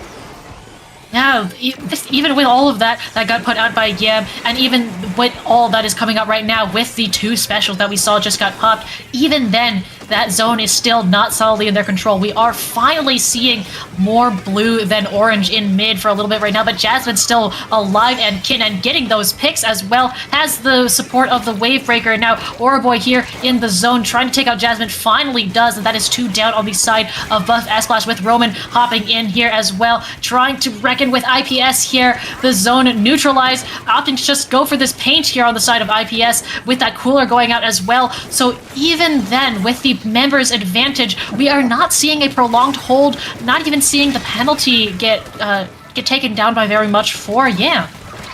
By the time that everything fights its way through the zone, it's just for an equal match at the end of it here, and the members of Buff S Last are up for that challenge. It's 3 down again for Yam as Jasmine's able to take a couple for their own. IPS is going to get taken down here, which might mean that the Tacticooler is going to be delayed, and this might be an opportunity for Yam to start moving in very quickly and get something a little more positively set up. But Kara, moving super far forward, is going to get picked off here early. Can't fight the world alone as the strikes come out of Buff S Blast. It's very challenging for Yam and Bake to move forward with just how much pressure there is. Absolutely, Bake getting 2 cheeky snipes there, including Yoshel there, and so that is door wide open with the area afforded there, and Kara getting this pick as well. The Booyah Bomb that came out there, this is exactly what Yam needs. We do also have the Wave Breaker on the side of Bake as well, and now it is Buff S-Blast that has to fight their way down the ramp here with the missiles, with the Wave Breaker. This is kind of just becoming a bullet hell for them, as well as the bombs and all of that shit coming out from the blaster there from Oroboy. We've got that timer ticking down to 37 and counting, but Bake getting taken out there, and that might be the beginning of the end for this push as, is that double wave breaker? It is double wave breaker, in fact. Yes, Jasmine switched over to the vanilla range. I did not process that switch over at to all. vanilla range instead of keeping the Kraken. But even still, I think it's fine either way. The key thing I was looking out for there was Samage. Samage got taken down early with Triple Ink Strike at the ready. Didn't get it off in time, and so the push maybe extended a little longer. Now, 2 down situation again for Buff S Blast. 3 down now as Samage gets taken down. And with 45 seconds left to play, Yam might have another opportunity to get set up, but they have to keep the pressure online. Kara's trying to get more work done, but no one else on the team is continuing to follow. Bake is not going to be able to move forward. Look, Bake is super far back, not even on top of the zone at the moment, but even still, it's 2 down as the members of Yam are winning their fights at the bottom of the ramp. Bake now on zone. Oroboy with that Booyah Bomb pushing Yoshel very, very far back, and so are these bombs as well, but those 3 strikes going to make it so that Bake has to back up, just tap shotting to maintain control of that zone, and there it is. There's the lead flip, 10-6 right now, and we could see overtime right now as Buff S-Blast is in control of the zone. That's 2 down on the side of Yam, forcing Oroboy to back up. We have the Wave Breaker from Yoshel here, and you can see IPS in control of that right side as well. Bake getting taken out here, and that Wave Breaker on the top of the ramp, the cooler coming out as as well. Buff S-Blast fully set up in position. The double wave breaker, the Venn diagram of chip damage here. Orboy getting taken out. Kara drops here, but the Booyah Bomb misses the zone, and Kara's the only one alive, trying to go into the zone, trying to get something done, but it is not happening. And there is our second game to Buff S-Blast in that overtime. Whew, okay, lots to unpack in that one. Incredibly back and forth. I think probably to somewhat to be expected, right?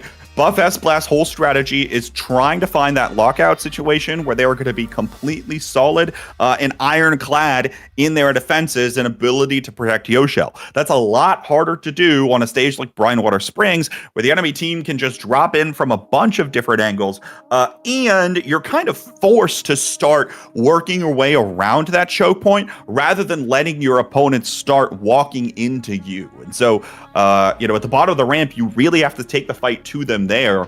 And that's harder, I think, for that particular composition to get set up. But what I'm seeing out of Yam is a struggle to find an engagement. They're really reliant on Bake getting one or two to start things off before they're able to push in. They can't find a play off of the missiles. I think the missiles just don't do a lot for them right now, and they don't have that really strong engagement special to get them in to start creating chaos, start picking up the pace of the game again, and take matters into their own hands. They're struggling in order to do that, and so that lockout situation that continues happening for Buff S-Blast is resultant of them playing incredibly well, being difficult to pick off, and then Yam not really having a lot of tools to move in to that space that they're giving away. I'm hopeful to see them start maybe either really thinking about playing around the Tenna missiles or changing something up in their weapon composition, because it's now or never for them. Tournament point is on the line here for Buff S-Blast. Yeah, and you pointed this out a couple times in that last match especially, but it just feels like Kara pops those missiles and tries to go in, but is alone in that. And I don't know if it's a communication issue or pacing or placement, but when we see the follow-up from the other two members on that, it is a little bit late, and usually Kara's already down, had that 1v2 forced on them by the time there's follow-up from the rest of Yam.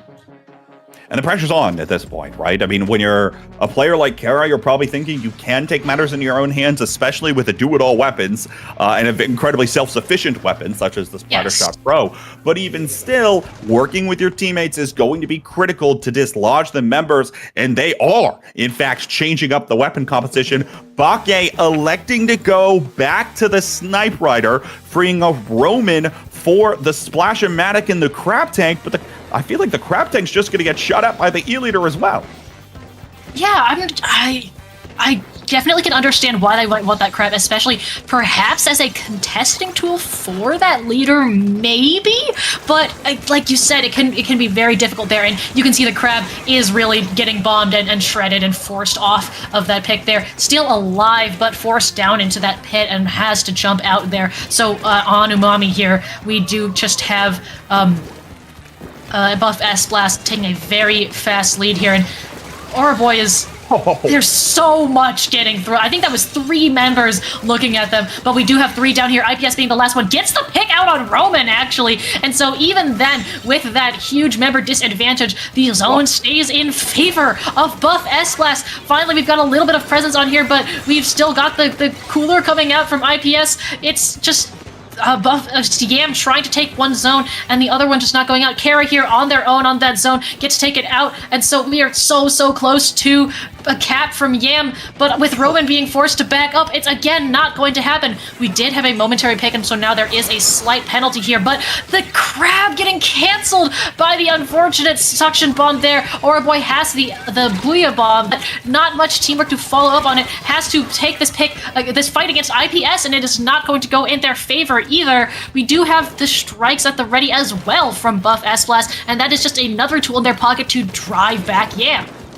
Yeah, too far spread out at the moment, and it's really just Yam trying to find an answer for the adaptation that Buff S-Blast has made again, ditching their namesake of the team to play something that they know they can protect Yoshel's E-Leader with. we'll see how this one continues to unfold. But again, not being overzealous here in terms of their ability to push. Even still, that's going to mean that now it's a 2-down situation. Kara starts moving forward, 1 going down. IPS continuing to find the trades, and Boy getting taken down as well. The cap does come through, meaning that penalty is applied, at least for a moment. But Yoshel, with a nasty flick, continues to keep it up here for Buff S-Blast. Baka doing everything they can, but just has to jump out again. It's this. I think they really wanted to free up, like you said, Roman, on that crab. We'll see how this one shakes out as Roman is painting for that special. We have the cooler as well, but Baka gonna get taken out in their own court, and these strikes forcing Roman is able to get up onto that dome, but just gets taken out by the blaster. Jasmine gets another pick there and is going up, trying to get that pick on Bake, not finding it, but we have no more penalty, and we are at 15 and counting here. Roman almost at that crab getting taken out by another flake on Yoshel. Kara doing everything they can, but stuck in this pit area right here, gets taken out on their own as well. And there it is, that 100-0. And there is our tournament.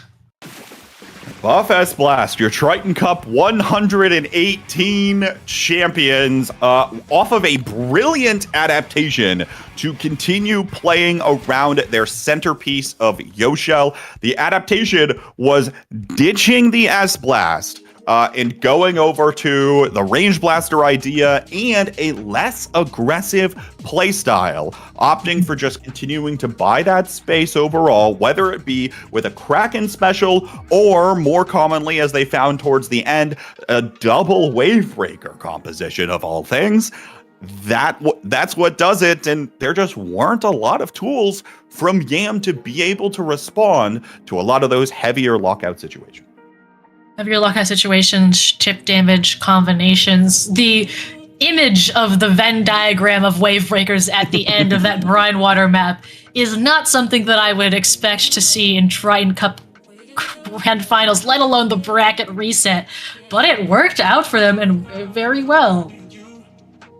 Again, on the right, like a matter of stalling, and I think the compositional change is more indicative of the playstyle change and the mentality change that the team was going for, less so were the weapons actually doing what they wanted to. The weapons were doing what the playstyle dictated that they should to a more effective degree than the S-Blast would have otherwise. And I don't know if that made any sense, because that sounded like I was talking in theory speak or something of the sort. But point is, the playstyle adaptation, I think, was key from Buff S-Blast. Yam didn't find an answer, and that's the tournament.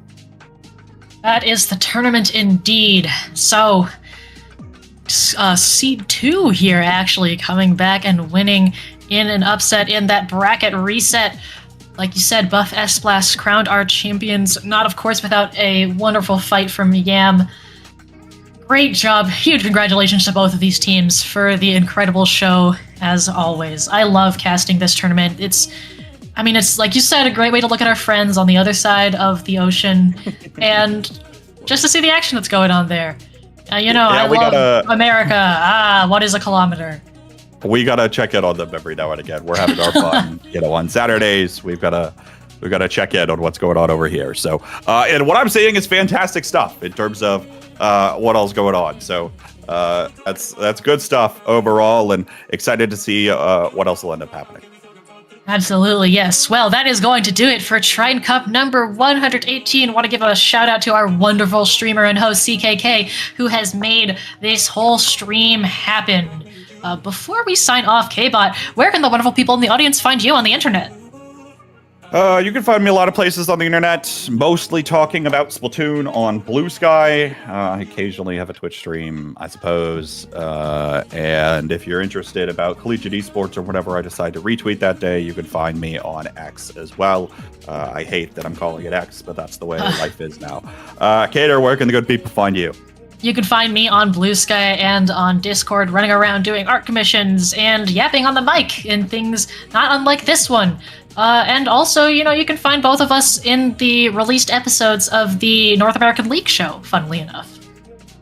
How about that? Be sure to tune in to more things on that broadcast and tune into all things competitive Splatoon as things continue to develop. Thank you all so much for joining us here. From everyone at Dapple Productions, this has been K-Bot and Cater. We hope to see you all around for a future tournament. Have a good night.